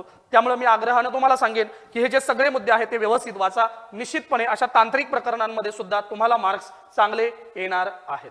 ठीक आहे, आता जसा संधी हा एक महत्वाचा तांत्रिक भाग होता, त्याच पद्धतीनं समास हे सुद्धा प्रकरण असंच तांत्रिक स्वरूपाचं आहे, हे लक्षात घ्या. आता संधी म्हणजे काय? संधी म्हणजे दोन शब्द एकत्र येताना पहिल्या शब्दाचा शेवटचा वर्ण आणि दुसऱ्या शब्दाचा पहिला वर्ण एकत्र येणं. पण समास म्हणजे एकत्र येणं जरी असलं तरी समास म्हणजे शब्दांची काटकसर. समास म्हणजे शब्दांची काटकसर. इथं क्लिअरच दिलेलं आहे. काटकसर करून जर शब्द तयार होत असेल तर आपण त्याला समास म्हणून ओळखतो. ठीक आहे, आता एक उदाहरण दिलेलं आहे इथं, कांदे पोहे. कांदे पोहे म्हणजे काय? तर कांदा घालून तयार केलेले पोहे. आता या कांदा घालून तयार केलेले पोहे यामध्ये 5 शब्द आहेत. आपण एखाद्या घरामध्ये गेलोत किंवा आपण आपल्या पाहुण्यांकडे गेलोत तर आपले पाहुणे आपल्याला विचारतात का कांदे घालून तयार केलेले पोहे आम्ही तुम्हाला देऊ का? तर ते असं विचारत नाहीत. ते नेहमी काय करत असतात? शॉर्टकट वापरत असतात. कांदे पोहे देऊ का? कांदे पोहे देऊ का? बरोबर, कारण तो आपला मानवी स्वभाव आहे. आपण नेहमी जे काही कमीत कमी काळात होईल त्याच कडे वळत असतो. आपली मानसिकता तिकडेच जात असते. अगदी लिखाणामध्ये सुद्धा बघा, लिखाणामध्ये सुद्धा आपण श्रीयुत असं लिहित नाही, आपण श्री नंतर पूर्ण विराम देतो. का देतो? कारण आपल्याला कमीत कमी काळामध्ये लिहायची सवय असते. अगदी लिखाणामध्ये सुद्धा आपल्या देवनागरी लिपीमध्ये मोडी लिपी अस्तित्वात आली. मोडी लिपी का अस्तित्वात आली? कारण लवकरात लवकर लिहायचं आहे आपल्याला, म्हणून मुरड घालून लिहिण्याची पद्धत आली. आपल्याला प्रत्येक गोष्ट फास्ट हवी आहे. ओके, समास या शब्दाचा अर्थच असा आहे की काटकसर करून बोलायचं पण अर्थपूर्ण बोलायचं. त्यामुळे इथे कांदे घालून तयार केलेले पोहे एवढा मोठा शब्द प्रपंच न करता आपण काटकसर करून कांदे पोहे एवढ्यामध्ये अर्थपूर्ण बोलू शकतो. शब्दांची केलेली काटकसर म्हणजे याला समास असं म्हटलं गेलं. आता समासाचे एकूण 4 प्रकार. हा बेसिक प्रश्न सुद्धा परीक्षेला विचारला जाईल.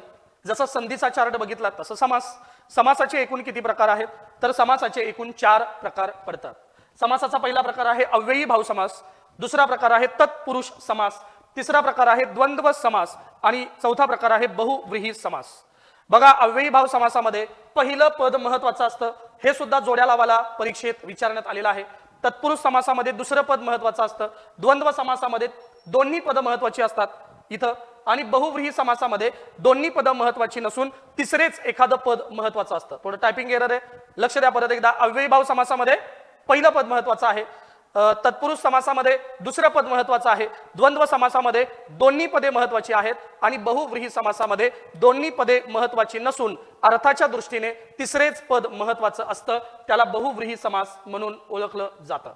ठीक आहे, आता इथं आणखीन एक आपण चार्ट घेतलेला आहे. तो मुख्य 4 प्रकार आणि त्यांचे उपप्रकार असा आहे. अव्ययी भाव समास हा पहिला उपप्रकार, याचे उपप्रकार पडत नाही. त्यानंतर तत्पुरुष समास. तत्पुरुष समासामधला पहिला उपप्रकार आहे विभक्ती तत्पुरुष समास. त्यानंतर अलुक तत्पुरुष समास, उपपद किंवा कृदंत तत्पुरुष समास, नन तत्पुरुष समास, उभय तत्पुरुष समास, कर्मधारय तत्पुरुष, द्विगु किंवा संख्या पूर्वपद कर्मधारय तत्पुरुष, मध्यम पदलोपी किंवा लुप्तपद कर्मधारय तत्पुरुष. ओके, यामध्ये आपण हे सुद्धा कंबाईन साठी महत्वाचं मानतो. इथपर्यंत तुम्हाला हा प्रश्न येणार नाही. कर्मधारयचे सुद्धा प्रकार पडतात, इकडे तुम्ही जाण्याची आवश्यकता नाही. द्वंद्व समासाचे 3, इतरेतर द्वंद्व, वैकल्पिक द्वंद्व आणि समाहार द्वंद्व. आणि त्यानंतर बहुव्रीही समासाचे 4 उपप्रकार आहेत. विभक्ती बहुव्रीही, सहबहुव्रीही, नन बहुव्रीही आणि प्रादि बहुव्रीही.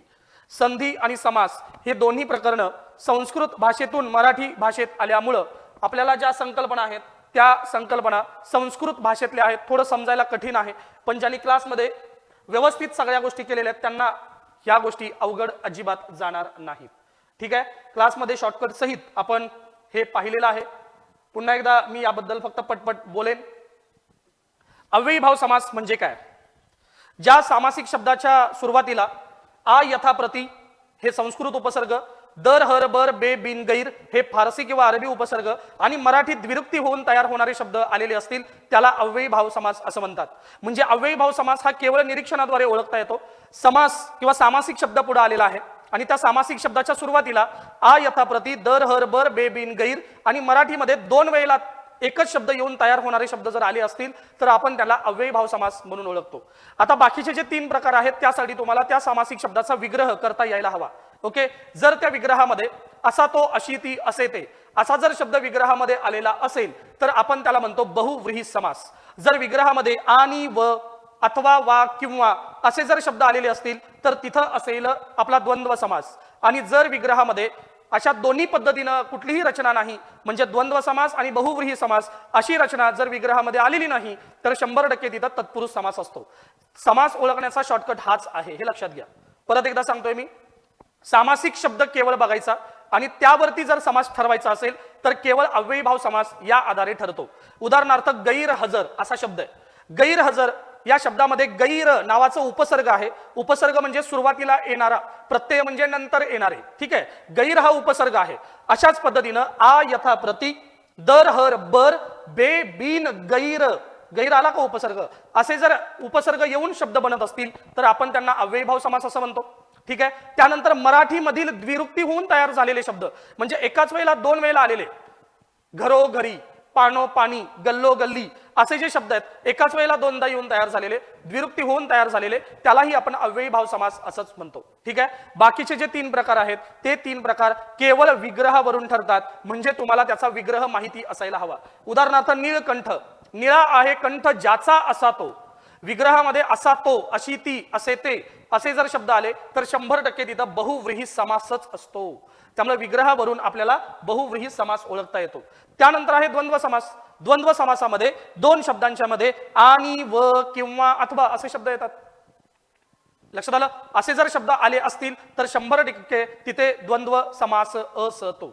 उदाहरणार्थ पाप पुण्य, पाप पुण्य, पाप किंवा पुण्य म्हणजे 2 शब्द जोडण्यासाठी किंवा असा शब्द आलेला आहे. जर किंवा असा शब्द येत असेल तर द्वंद्व समास, आणि असा शब्द येत असेल तर द्वंद्व समास, किंवा 2 पद आहेत आणि या 2 पदांसोबत इतरांचं जर आपण समावेशन करत असू तर त्यालाही द्वंद्व समास असंही म्हणतात. उदाहरणार्थ चहा पाणी, आपण म्हणतो एखाद्या पाहुण्याला चहा पाणी घेणार का, याचा अर्थ आपण केवळ त्यांच्या समोर चहा आणि पाणी ह्या 2च वस्तू ठेवतो का, तर नाही. चहा पाणी मध्ये काय येतं, चहा पाणी आणि इतर फराळाचे पदार्थ, म्हणजे चहा पण आहे, पाणी पण आहे आणि इतरांचं समावेशन पण आहे. तेव्हा द्वंद्व समासाचा प्रकार येतो समाहार द्वंद्व. तेव्हा द्वंद्व समासाचा प्रकार येतो समाहार द्वंद्व. हे लक्षात घ्या. विग्रहानुसार द्वंद्व समास ओळखता येतो, विग्रहानुसार बहुव्रीही समास ओळखता येतो. अगदी तसं विग्रहानुसार तत्पुरुष समास सुद्धा ओळखता येतो. ठीक आहे, जे कोणी पहिल्यांदा लेक्चर बघतायत घाबरून जाण्याची आवश्यकता नाही. फक्त विग्रह व्यवस्थित पाठ करा. तुम्हाला अव्ययी भाव, तत्पुरुष, द्वंद्व आणि बहुव्रीही हे निश्चितपणे ओळखता येईल. पण ज्यांनी आपला क्लास केलेला आहे त्यांना मात्र उपप्रकार सुद्धा आपण कव्हर केलेले आहेत, हे विसरू नका. लक्षात आलं, म्हणजे तुमच्या हातामध्ये परीस आहे, त्या परीसाचा काय नेमकं झालंय याचा तुम्ही विचार करा. कारण आपण इथं तयारी करून घेताना अगदी हे नोट्स किंवा इथं शिकलेलं ज्ञान तुम्ही कंबाईन मेन्सला जरी वापरलं, म्हणजे मुख्य परीक्षेचं जरी मराठीचे प्रश्न सोडवलात तरी सुद्धा तुम्हाला सुटायला हवेत. अशा पद्धतीची आपली तयारी झाली होती आणि ती तुम्हाला प्रिव्हियस इयर क्वेश्चन पेपर सोडवत असताना निश्चितपणे त्याची जाणीव तुम्हाला झालेली असणार आहे. ठीक आहे, इथं थोडंसं वेळेची मर्यादा आहे आणि तुम्हाला कल्पना आहे की संधी आणि समास हे जे प्रकरण आहे संस्कृत मधून मराठीत आलेले तांत्रिक प्रकरण आहेत. फक्त मी याचा एक धावता आढावा आपल्या समोर घेत आहे. कळतंय? बघा इथं अव्ययी भाव समास आजन्म, यथाशक्ती, आ यथाप्रती, आ यथाप्रती, दर हर बर बे बिन गैर मराठीतील द्विरुक्ती होत असेल तर अव्ययी भाव समास आहे. ही उदाहरणं सुद्धा आहेत. तत्पुरुष समास, त्यानंतर आलेला द्वंद्व समास, राम लक्ष्मण, राम आणि लक्ष्मण, आणि शब्दाला द्वंद्व, आई बाप, आई आणि बाप द्वंद्व, खरे खोटे, खरे किंवा खोटे द्वंद्व, केर कचरा, केर पण आहे, कचरा पण आहे आणि इतरांचं समावेशन पण आहे, समाहार द्वंद्व. कारण द्वंद्व समासाचे पण प्रकार आहेत. कळतंय? त्यामुळे तुम्हाला या सगळ्याच डिटेल उपप्रकारांकडे जायचंय किंवा उपप्रकार सुद्धा व्यवस्थित करायचे आहेत. बहुव्रीहीचं कुठलंही उदाहरण बघा, असा तो, अशी ती, असे ते, हेच तुम्हाला दिसेल. नीलकंठ, कंठ आहे निळा ज्याचा असा तो. त्रिकोण तीन आहेत कोण ज्याला असा तो, अनंत नाही अंत ज्याला असा तो, हेच आहेत सवर्ण वर्णासहित आहे असा तो, दुर्गुण किंवा सुनयना, सु म्हणजे चांगले नयन आहेत स्त्रीचे अशी ती. तुम्हाला असेच विग्रह बघायला मिळतील. काही ठिकाणी फक्त अपवाद आहेत, अपवादांचं सुद्धा आपण बोललेलो आहोत. आता यामध्ये इतर काही नियम सुद्धा पाहिले होते आपण समासामध्ये, की मराठीत शब्दांचा संधी करण्याकडे कल नसतो, भिन्न भाषेतला समास टाळावा लागतो. उदाहरणार्थ हेड शिक्षक असं आपण म्हणत नाही, डाकगृह असं आपण म्हणत नाही, गृह जावई असं आपण म्हणत नाही, आपण म्हणतो घर जावई. त्यामुळे आपण दोन भाषेतले किंवा भिन्न भाषेतले समास शक्यतो टाळत असतो.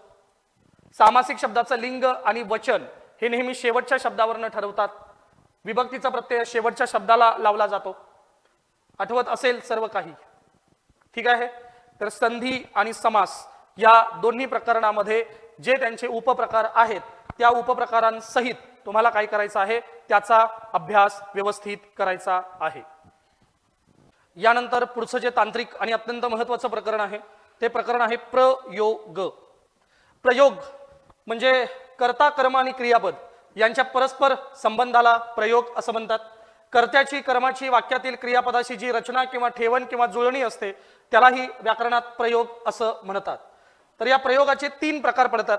पहिला प्रकार आहे कर्तरी प्रयोग, दुसरा प्रकार आहे कर्मणी प्रयोग आणि तिसरा प्रकार आहे भावे प्रयोग. यासह प्रयोगाचे काही मिश्र किंवा संकर प्रयोग असेही प्रकार पडतात. म्हणजे कर्तरी कर्मणी एकत्र येणे, कर्मणी भावे एकत्र येणे आणि कर्तरी भावे एकत्र येणे असं एकत्रित होऊन काही मिश्र प्रकार पडतात, तेही आपण पाहतोय. कर्तरी प्रयोगाचे दोन प्रकार आहेत, सकर्मक कर्तरी प्रयोग आणि दुसरा प्रकार आहे अकर्मक कर्तरी प्रयोग. कर्मणी प्रयोगाचे एकूण 5 प्रकार. पहिला प्रधान कर्तुक कर्मणी, त्यानंतर शक्य कर्मणी, समापन कर्मणी, प्राचीन किंवा पुराण किंवा पुरुष कर्मणी, नवीन कर्मणी किंवा कर्म कर्तरी. भावे प्रयोगाचे 3 उपप्रकार, सकर्मक भावे, अकर्मक भावे, भाव कर्तुक किंवा अकर्तुक भावे प्रयोग. हे मुख्य 3 प्रकार आहेत प्रयोगाचे, कर्तरी प्रयोग, कर्मणी प्रयोग आणि भावे प्रयोग. आणि अन्य प्रकारांमध्ये मिश्र किंवा संकर प्रयोग असं त्याचं नामकरण आहे. आणि यामध्ये कर्तरी प्रयोग, कर्मणी प्रयोग एकत्रित येऊन कर्तृ कर्म संकर प्रयोग, कर्मणी प्रयोग, भावे प्रयोग एकत्र येऊन कर्म भावे संकर प्रयोग, कर्तृ म्हणजे कर्तरी आणि भावे एकत्र येऊन कर्तृ भावे संकर प्रयोग, अशा पद्धतीने मिश्र प्रयोगाची रचना या ठिकाणी केली जाते. ठीक आहे. आता इथं मुद्दा एक क्लिअर करूयात की प्रयोग कसा ओळखावा, म्हणजे कर्तरी प्रयोग, कर्मणी प्रयोग आणि भावे प्रयोग हा नेमका कसा ओळखावा. तर व्यवस्थित लक्ष द्या. आपण सुरुवातीला त्या वाक्याचा कर्ता शोधणार आहोत, त्यानंतर त्या कर्त्याला विभक्ती प्रत्यय लागलेले आहेत का नाहीत हे शोधणार आहोत. म्हणून मगाशी जे पायाभूत प्रकरण आपण पाहिलं की आधी वाक्यातला कर्ता, मग वाक्यातलं कर्म, मग विभक्ती प्रत्ययांची रचना, पायाभूत मराठी आपण त्यासाठी घेतलं होतं कारण आपल्याला प्रयोग या प्रकरणामध्ये त्याचा निश्चितपणे फायदा होणार आहे. तर आधी आपल्याला शोधायचे प्रयोग शोधण्यासाठी काय, वाक्यातला कर्ता. वाक्यातला एकदा कर्ता शोधला की मग दुसरा शोध असेल की त्या कर्त्याला विभक्ती प्रत्यय लागलेला आहे की नाही. जर त्या कर्त्याला विभक्तीचा प्रत्यय लागलेलाच नसेल, म्हणजे तो कर्ता प्रथम विभक्तीमध्ये असेल, तर 100% ते वाक्य कर्तरी प्रयोगामध्येच असतं. व्यवस्थित आहे का. आधी शोधायचंय वाक्यातला कर्ता, त्या कर्त्याला विभक्तीचा प्रत्यय लागलेला नसेल तर 100% ते वाक्य कर्तरी प्रयोगातीलच असतं आणि त्यातूनच आपल्याला कर्तरी प्रयोग ओळखता येईल. आता कर्तरी प्रयोगाचे 2 उपप्रकार आहेत, सकर्मक कर्तरी, अकर्मक कर्तरी. ओके. आधी एकदा ठरवलं की हा प्रयोग कर्तरी आहे, त्यानंतर आपण शोधणार आहोत वाक्यात कर्म आहे की नाही. वाक्यात कर्म असेल तर मग सकर्मक कर्तरी आणि वाक्यात कर्म नसेल तर मग अकर्मक कर्तरी. एवढी सोपी रचना आहे कर्तरी प्रयोगाची. नंबर 2 कर्मणी प्रयोग. आता कर्मणी प्रयोग आहे म्हणजे कर्म असणारच, कर्माशिवाय कर्मणी प्रयोग कसा बरे, त्यामुळे कर्म असणारच आहे कर्मणी प्रयोगामध्ये. लक्षात आलं का.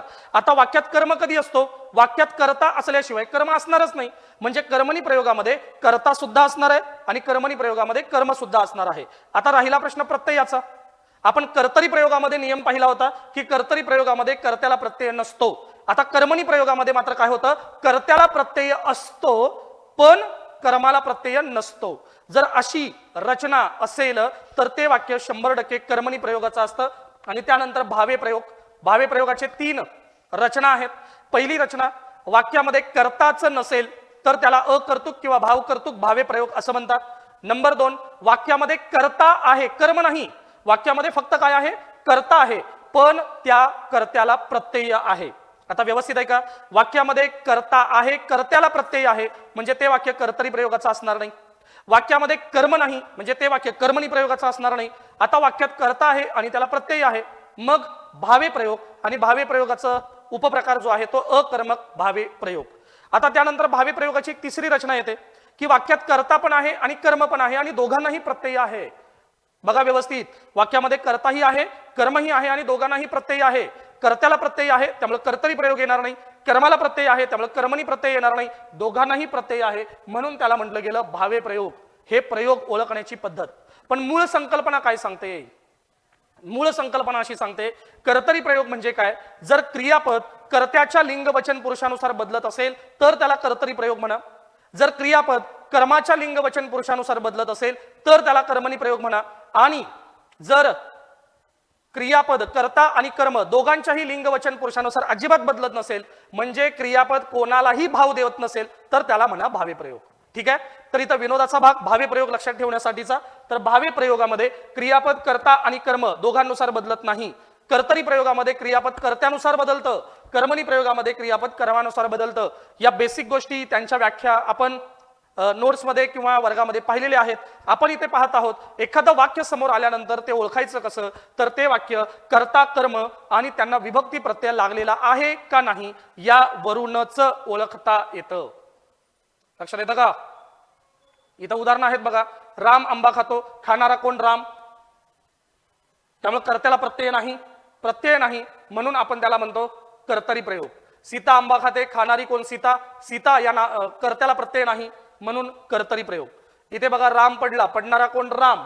राम हा कर्ता आहे, कर्त्याला प्रत्यय नाही म्हणून कर्तरी प्रयोग. ओके. जर कर्त्याला प्रत्यय नसेल तर आपण त्याला डायरेक्ट काय म्हणणार आहोत? कर्तरी प्रयोग. आणि त्यानंतर फक्त एवढंच बघणार आहोत की वाक्यामध्ये कर्म आहे का कर्म नाही. जर वाक्यामध्ये कर्म असेल सकर्म कर्तरी, आंबा आंबा आंबा कर्म आहे, सकर्म कर्तरी. दिलेल्या 3 वाक्यांमध्ये कर्मच नाही म्हणून अकर्मक कर्तरी. कळतंय? कर्तरी प्रयोग हा अशा पद्धतीने आहे. त्यानंतर कर्मणी प्रयोग.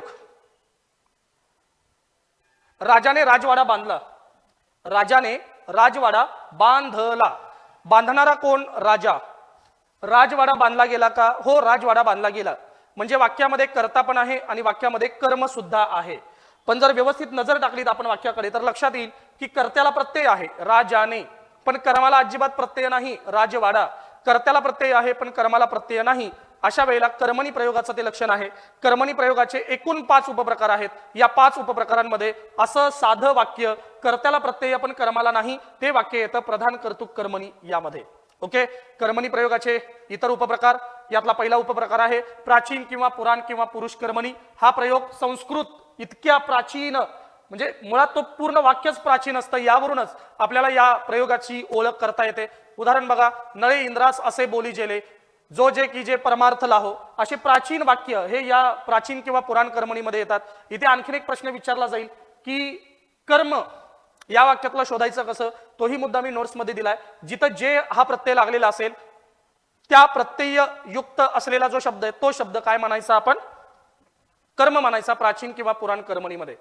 त्यानंतर आहे नवीन कर्मणी किंवा कर्मकर्तरी. हा कर्मणी प्रयोगाचा जो प्रकार आहे तो प्रकार इंग्रजी भाषेतून मराठीत आलेला आहे. इंग्रजीमध्ये 2 प्रकार आहेत, ऍक्टिव्ह व्हॉइस आणि पॅसिव्ह व्हॉइस.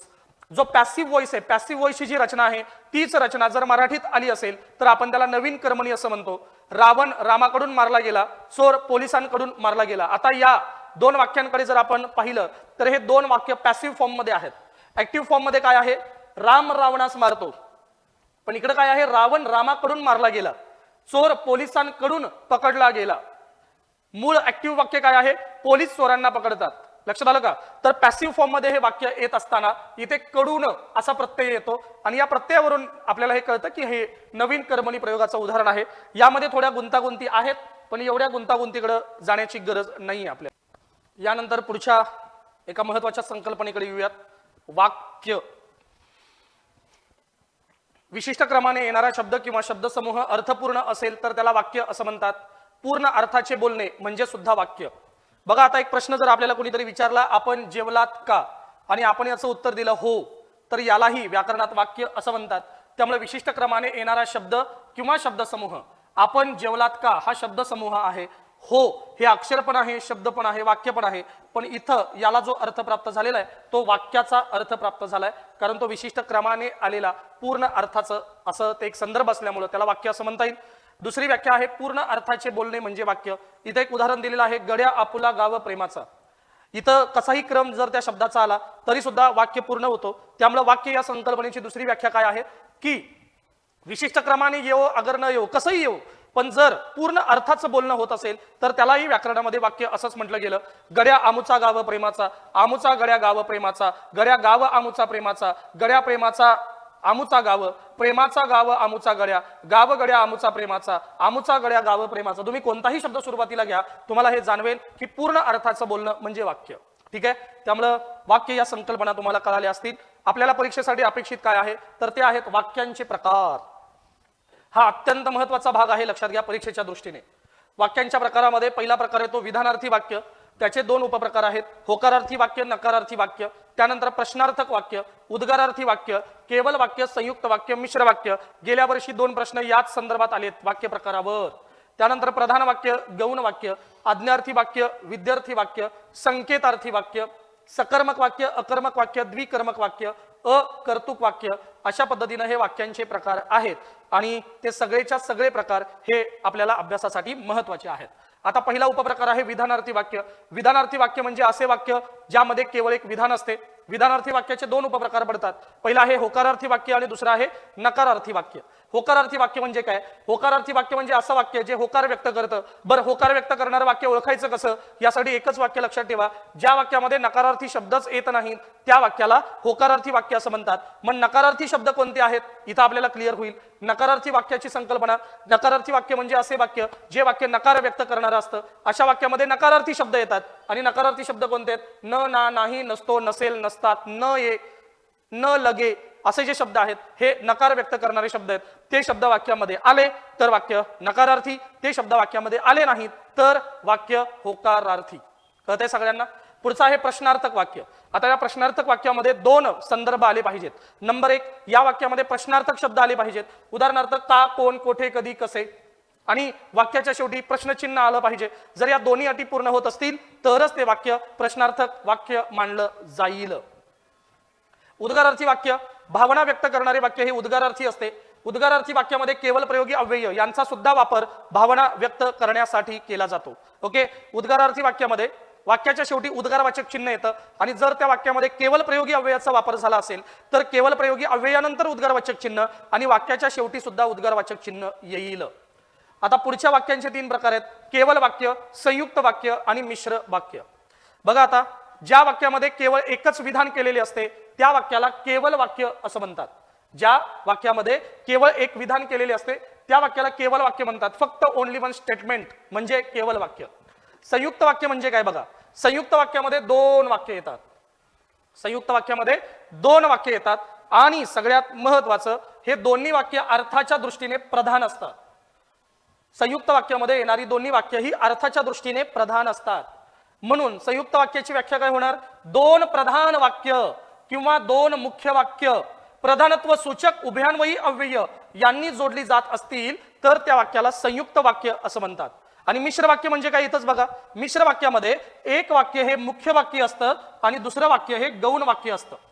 म्हणजे संयुक्त वाक्यामध्ये 2 येणारी वाक्य ही प्रधान वाक्य असणार आहेत आणि मिश्र वाक्यामध्ये एक वाक्य प्रधान आहे आणि दुसरं वाक्य गौण आहे. कळतंय का? आता हे ठरवणार कधी, कसं आपण संयुक्त वाक्य कोणतं आणि मिश्र वाक्य कोणतं?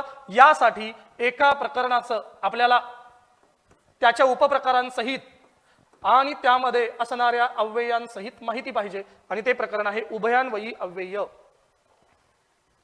त्यामुळे वर्गामध्ये आपण उभयान्वयी अव्यय पाठ करून घेतलेत. या उभयान्वयी अव्ययांचे एकूण प्रकार पडतात 2 मुख्य प्रकार. पहिलं प्रधानत्व सूचक उभयान्वयी अव्यय, नंबर 2 गौणत्व सूचक उभयान्वयी अव्यय. प्रधानत्व सूचक उभयान्वयी अव्ययाचे एकूण प्रकार पडतात 4. त्यातला पहिला प्रकार आहे समुच्चय बोधक उभयान्वयी अव्यय. दुसरा प्रकार आहे विकल्प बोधक उभयान्वयी अव्यय, न्यूनत्व बोधक उभयान्वयी अव्यय आणि त्यानंतर आहे परिणाम बोधक उभयान्वयी अव्यय. पहिला उपप्रकार आहे समुच्चय बोधक उभयान्वयी अव्यय. समुच्चय बोधकामध्ये कोणकोणते अव्यय येतील? इथं येतील अन, आणि, आणखी, आणिक, व, न, नि शिवाय. त्यानंतर न्यूनत्व बोधक पण, किंतु, परंतु, परी, बाकी. त्यानंतर तिसरा आहे विकल्पबोधक अथवा अगर वा की किंवा. त्यानंतर चौथा आहे परिणामबोधक म्हणून सबब यास्तव यासाठी याकरिता तेव्हा तस्मात अतएव की. हे अव्यय तोंडपाठ पाहिजे तुम्हाला, तर तुम्हाला लगेच संयुक्त वाक्य मिश्र वाक्य यातला फरक कळणार आहे.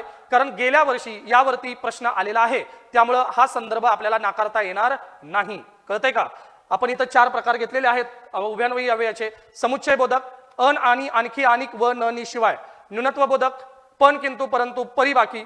त्यानंतर विकल्प बोधक अथवा अगर वा की किंवा. आणि त्यानंतर परिणाम बोधक म्हणून सबबी वास्तव यासाठी याकरिता अतएव की तेव्हा तस्मात. आता जर आपण मिश्र वाक्यांचा विचार केला तर मिश्र वाक्यांसाठी उभयान्वयी अव्ययांचे आणखीन 4 प्रकार आपल्याला माहिती असायला पाहिजेत, ज्याला गौणत्व सूचक उभयान्वयी अव्यय असं म्हणतात. त्यातलं पहिलं आहे स्वरूप बोधक, म्हणजे म्हणून की जे. दुसरा आहे उद्देश बोधक, उद्देश बोधकामध्ये म्हणून सबब यास्तव कारण की. त्यानंतर कारण बोधक, कारण कारण की का की असे अव्यय येतात. आणि त्यानंतर संकेत बोधक, जर तर जरी तरी म्हणजे की. हे अव्यय जर आपल्याला पाठ असतील तर निश्चितपणे आपल्याला संयुक्त वाक्य आणि मिश्र वाक्य यातला फरक शोधता येईल. आणि हा जो फरक आहे हा फरक कळाला की मग आपल्याला कसाही प्रश्न आयोगानं जरी विचारला तरी त्याला उत्तर देता येणार आहे. कळतंय? नोट्स मध्ये दिलेलेच आहेत. समुच्चय बोधक, विकल्प बोधक, न्यूनत्व बोधक, परिणाम बोधक, गौणत्व सूचकाचे 4 प्रकार, स्वरूप बोधक, उद्देश बोधक, कारण बोधक आणि संकेत बोधक. कळतंय का? जर प्रधानत्व सूचक उभयान्वयी अव्यय आले असतील, प्रधानत्व म्हणजे हे 4 प्रकारचे, जर ही उभयान्वयी अव्यय आलेले असतील वाक्यात तर 100% ते वाक्य संयुक्त वाक्य असतं. आणि जर स्वरूप, उद्देश, कारण, संकेत हे जर अव्यय त्या वाक्यामध्ये आलेले असतील तर 100% ते वाक्य मिश्र वाक्य असतं. लक्षात आलं का? परंतु व्यवस्थित लक्ष द्या, उभयान्वयी अव्ययाचं काम काय आहे तर उभयान्वयी अव्यय हे 2 शब्दांना पण जोडतं आणि 2 वाक्यांना पण जोडतं. जर प्रश्न असा आला रमेश आणि सुरेश भाऊ आहेत,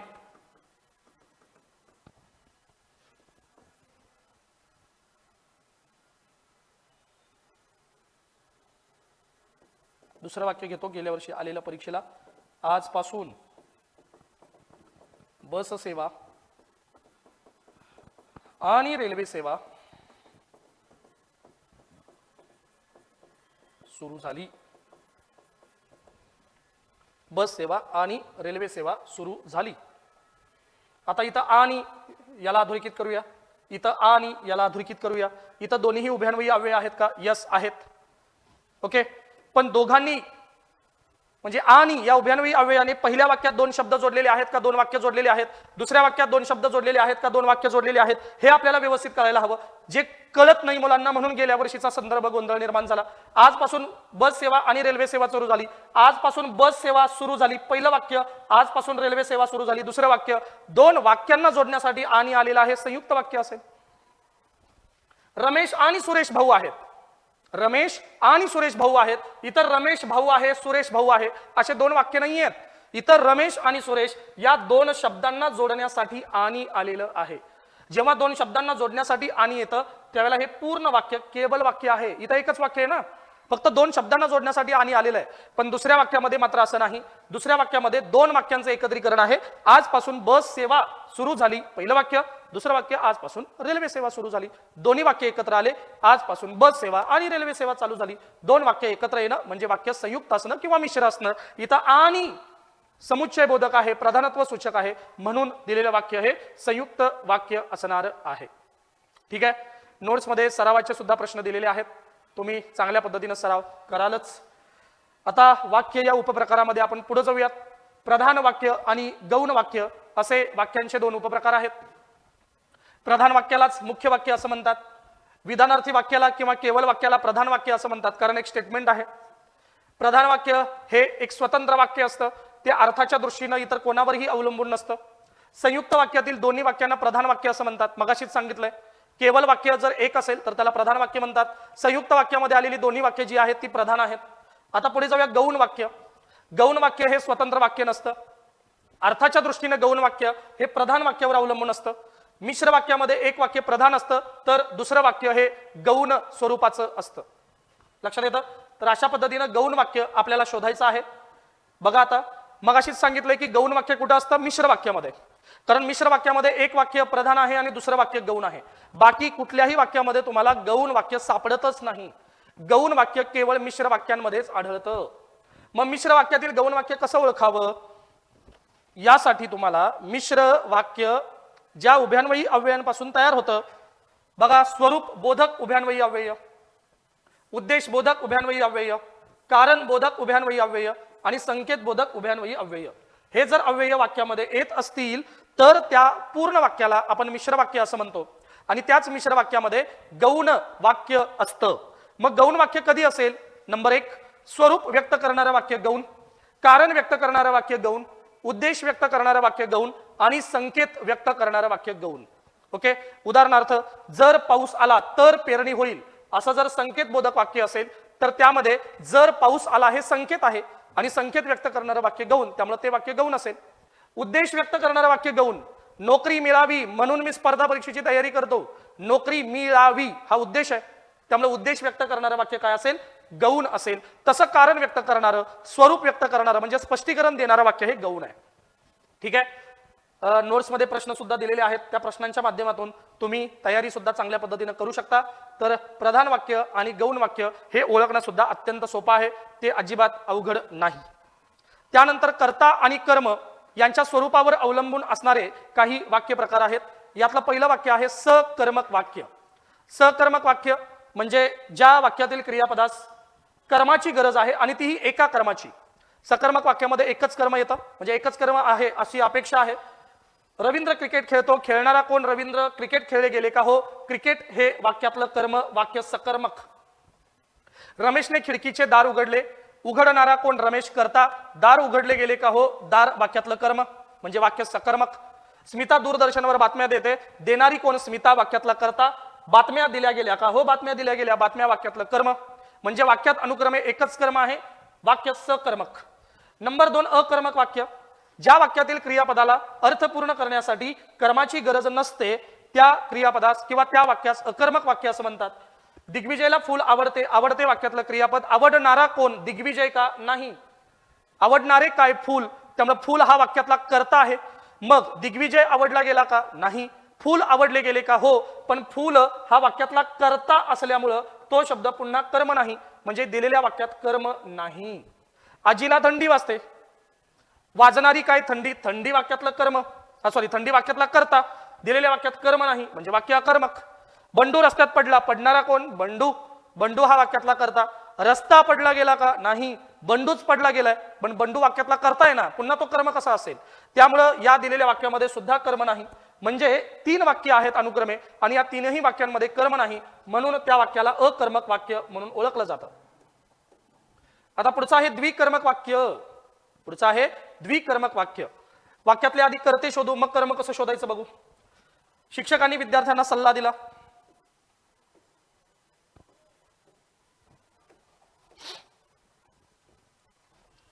शिक्षकांनी विद्यार्थ्यांना सल्ला दिला.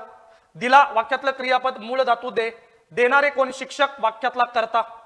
आईने मुलीला कानमंत्र दिला, दिला मूळ धातू दे, देणारी कोण? आई. आई वाक्यातला कर्ता. वक्त्याने रसिकांना गोष्ट सांगितली, सांगितली क्रियापद मूळ धातू सांग, सांगणारा कोण? वक्ता. वाक्यातला कर्ता. मित्राने मैत्रिणीला प्रश्न विचारला, विचारला वाक्यातलं क्रियापद मूळ धातू विचार, विचारणारा कोण? मित्र. मित्र वाक्यातला कर्ता. ठीक आहे. आता क्रियापद 2 कर्म सोबत घेऊन जाणार आहे. यातलं एक कर्म आहे प्रत्यक्ष कर्म आणि दुसरं कर्म आहे अप्रत्यक्ष कर्म. एक कर्म आहे व्यक्तिवाचक कर्म ज्याला अप्रत्यक्ष कर्म म्हणतात आणि दुसरा कर्म आहे वस्तुवाचक कर्म ज्याला प्रत्यक्ष कर्म असं म्हणतात. लक्षात घ्या, 2 प्रकारचे ऑब्जेक्ट म्हणजे कर्म आहेत, एक डायरेक्ट ऑब्जेक्ट आणि दुसरं इनडायरेक्ट ऑब्जेक्ट. जर व्याकरणाच्या दृष्टीने महत्वाचं काय असेल तर यामध्ये डायरेक्ट ऑब्जेक्ट महत्वाचा आहे आणि डायरेक्ट ऑब्जेक्ट म्हणजे वस्तुवाचक कर्म, यालाच म्हटलं गेलं प्रत्यक्ष कर्म. आणि दुसरा कर्म असतो तो व्यक्तिवाचक असतो आणि त्याला अप्रत्यक्ष कर्म असं म्हणतात. आणि शिकवताना सुद्धा आपण शिकवलेलं आहे की द्विकर्मक वाक्यातले कर्म कसे ओळखावेत. क्रियापदाला 2 प्रश्न विचारावे लागतात. कोणाला हा प्रश्न क्रियापदाला विचारल्यानंतर आपल्याला व्यक्तीचं उत्तर मिळतं आणि काय असा प्रश्न विचारल्यानंतर आपल्याला वस्तू हे उत्तर अपेक्षित असतं. कोण हा प्रश्न आपण कोणासाठी विचारतो? जर आपल्याला व्यक्ती अपेक्षित असेल तर घरी कोण आहे या प्रश्नाचं उत्तर घरी अमुक अमुक व्यक्ती आहे. पिशवीत काय आहे, म्हणजे पिशवीमध्ये अमुक अमुक वस्तू आहे. वस्तूसाठी काय हा प्रश्न विचारला जातो आणि व्यक्तीसाठी कोण हा प्रश्न विचारला जातो.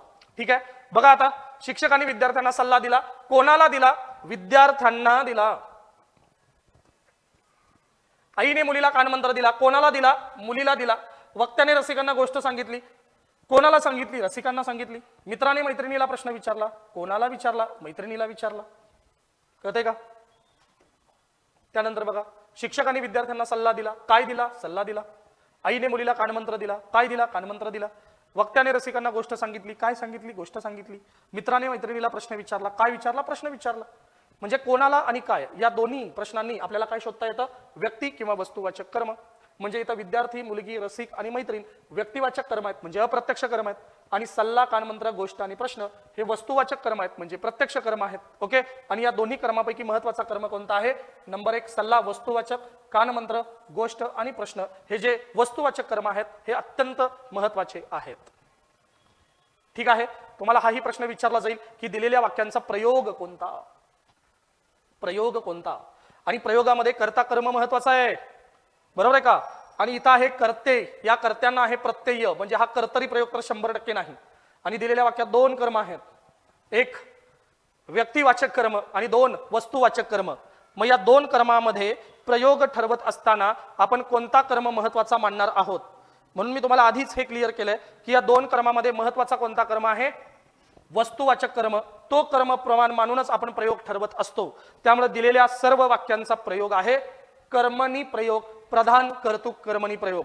त्यामुळे जर वाक्यामध्ये 2 कर्म येत असतील, जर वाक्य द्विकर्मक असेल तर 100% त्या ठिकाणी कर्मणी प्रयोग असेल, प्रधान कर्तृक कर्मणी प्रयोग. त्यानंतर पुढचं आहे अकर्तृक वाक्य. अकर्तृक वाक्य म्हणजे कर्ताच नसलेलं वाक्य. त्या वाक्यामध्ये कर्ताच नसतो आणि कर्त्याचा भाव हा क्रियापदामध्ये समाविष्ट झालेला असतो. उदाहरण बघा, इतक्यात अंधारले. अंधारणारा कोण? अंधारणारी कोण? अंधारणारे कोण? नाही, व्यक्ती नाही. अंधारणारा काय? अंधारणारी काय? अंधारणारे काय? वस्तू सुद्धा नाही, म्हणजे कर्ता नाही. अकर्तृक वाक्य. आज खूप गडगडते. गडगडणारा कोण? गडगडणारी कोण? गडगडणारे कोण? नाही. गडगडणारा काय? गडगडणारी काय? गडगडणारे काय? वस्तू अजिबात नाही. डोक्यात सळसळते. सळसळणारा काय? सळसळणारी काय? सळसळणारे काय? सळसळणारा कोण? नारी कोण? नारे कोण? अजिबात नाही. मला मळमळते. मळमळणारा कोण? मळमळणारी कोण? मळमळणारे कोण? मळमळणारा काय? मळमळणारी काय? मळमळणारे काय? अजिबात. कळतंय? म्हणजे दिलेल्या वाक्यामध्ये कर्ता नाही. कर्ता नसल्यामुळं याला म्हटलं जातं अकर्तृक वाक्य. वाक्यांचे सगळे प्रकार आपण रिवाइज केलेले आहेत. निश्चितपणे तुम्हाला याचा फायदा होणार आहे. फक्त केवळ वाक्य, संयुक्त वाक्य यातला जो फरक गेल्या वर्षी बऱ्याच मुलांना कळाला नव्हता, की जिथं बऱ्याच विद्यार्थ्यांचा प्रश्न चुकला, अपेक्षित उत्तर त्यांना देता आलं नाही, अशी चूक या वर्षी होणे नाही. पुढे आहे समापन कर्मणी. समापन कर्मणी म्हणजे काय? जेव्हा कर्मणी प्रयोगाच्या वाक्याच्या क्रियापदाचा अर्थ क्रिया समाप्त झाल्यासारखा असतो तेव्हा आपण त्याला समापन कर्मणी असं म्हणतात. आणि क्रियापदाची रचना असते मूळ धातू अधिक ऊन होणं अधिक झाला झाली झाले. मूळ धातू अधिक ऊन होणं अधिक झाला झाली झाले. त्याचा पेरू खाऊन झाला. मूळ धातू खा, त्यानंतर ऊन होऊन, त्यानंतर झाला झाली झाले. रामाची गोष्ट सांगून झाली. मूळ धातू सांग, त्यानंतर ऊन होऊन, त्यानंतर झाला झाली झाले. ठीक आहे. त्यानंतर पुढचं आहे शक्य कर्मणी. शक्य कर्मणी नावातच आहे बघा, शक्य. जेव्हा कर्मणी प्रयोगातील वाक्याच्या क्रियापदाचा अर्थ कर्त्यामध्ये ती क्रिया करण्याची शक्यता असल्यासारखा असतो किंवा दिसतो तेव्हा त्याला शक्य कर्मणी प्रयोग असं म्हणतात. आणि ही शक्यता 2 प्रकारची असू शकते, एक सकारात्मक शक्यता आणि 2 नकारात्मक शक्यता. इथं बघा, आईकडून काम करविते, बाबांकडून जिना चढवितो. या 2 वाक्यामध्ये हे क्लिअर होतं की कर्त्याची काम करण्याची शक्यता आहे, आईची काम करण्याची शक्यता आहे. बाबांना आता जिना चढवतो, आधी ते आजारी होते पण आता त्यांना ती कृती करणं शक्य आहे, असा अर्थ या प्रयोग कर्मणी प्रयोगातल्या वाक्यामध्ये येतोय. म्हणून या कर्मणी प्रयोगाला आपण शक्य कर्मणी असं म्हणतो. त्यानंतर प्रधान कर्तृक कर्मणी. प्रधान कर्तृक कर्मणी जिथे एक सामान्य वाक्य असतं आणि या वाक्यामध्ये कर्त्याला प्रत्यय असतो पण कर्माला प्रत्यय नसतो. कर्मणी प्रयोगाच्या वाक्यात जेव्हा कर्ता प्रधान मानला जातो तेव्हा त्याला प्रधान कर्तृक कर्मणी असं म्हटलं जातं. इथं ही व्याख्या सुद्धा महत्वाची आहे आणि उदाहरणं तर महत्वाची आहेतच आहेत. आपण कर्मणी प्रयोगाचे जे प्रकार आहेत एक धावता आढावा घेण्याचा प्रयत्न केला आपण. खरं तर प्रत्येक संकल्पना डिटेलपणे पाहता येणार नाही, ही मर्यादा मला सुद्धा माहिती आहे. पण रिव्हिजन लेक्चरचा हेतू मुळात हा आहे की तुम्हाला फक्त त्या संकल्पना पुन्हा आठवाव्यात आणि लेक्चरमध्ये ज्या झालेल्या गोष्टी आहेत त्या गोष्टी तुम्हाला स्मरणात याव्यात, एवढाच आपला एक हेतू आहे। आणि या सगळ्या गोष्टीतून की बाबा या सगळ्या संकल्पना आपल्या व्यवस्थित झाल्या असतील तर एक आत्मविश्वास येतो आपल्याला परीक्षेला सामोरं जाताना, हाच केवळ याचा हेतू आहे। अन्यथा वस्तुस्थिती आपल्याला माहिती आहे की एवढ्या कमी कालावधीमध्ये आपल्याला पूर्ण विषय संपवणं इतकं शक्य नाही। पुढचा आहे भावे प्रयोग। जेव्हा कर्ता कर्म यांच्या लिंग वचनामध्ये बदल करूनही क्रियापद बदलत नाही तेव्हा त्याला भावे प्रयोग असं म्हणतात। मी भावे प्रयोग ओळखायचं कसं हे सांगितलं होतं। कर्त्याला सुद्धा प्रत्यय असतो आणि कर्माला सुद्धा प्रत्यय असतो, अशी जेव्हा रचना असते तेव्हा त्याला भावे प्रयोग म्हणून ओळखलं जातं।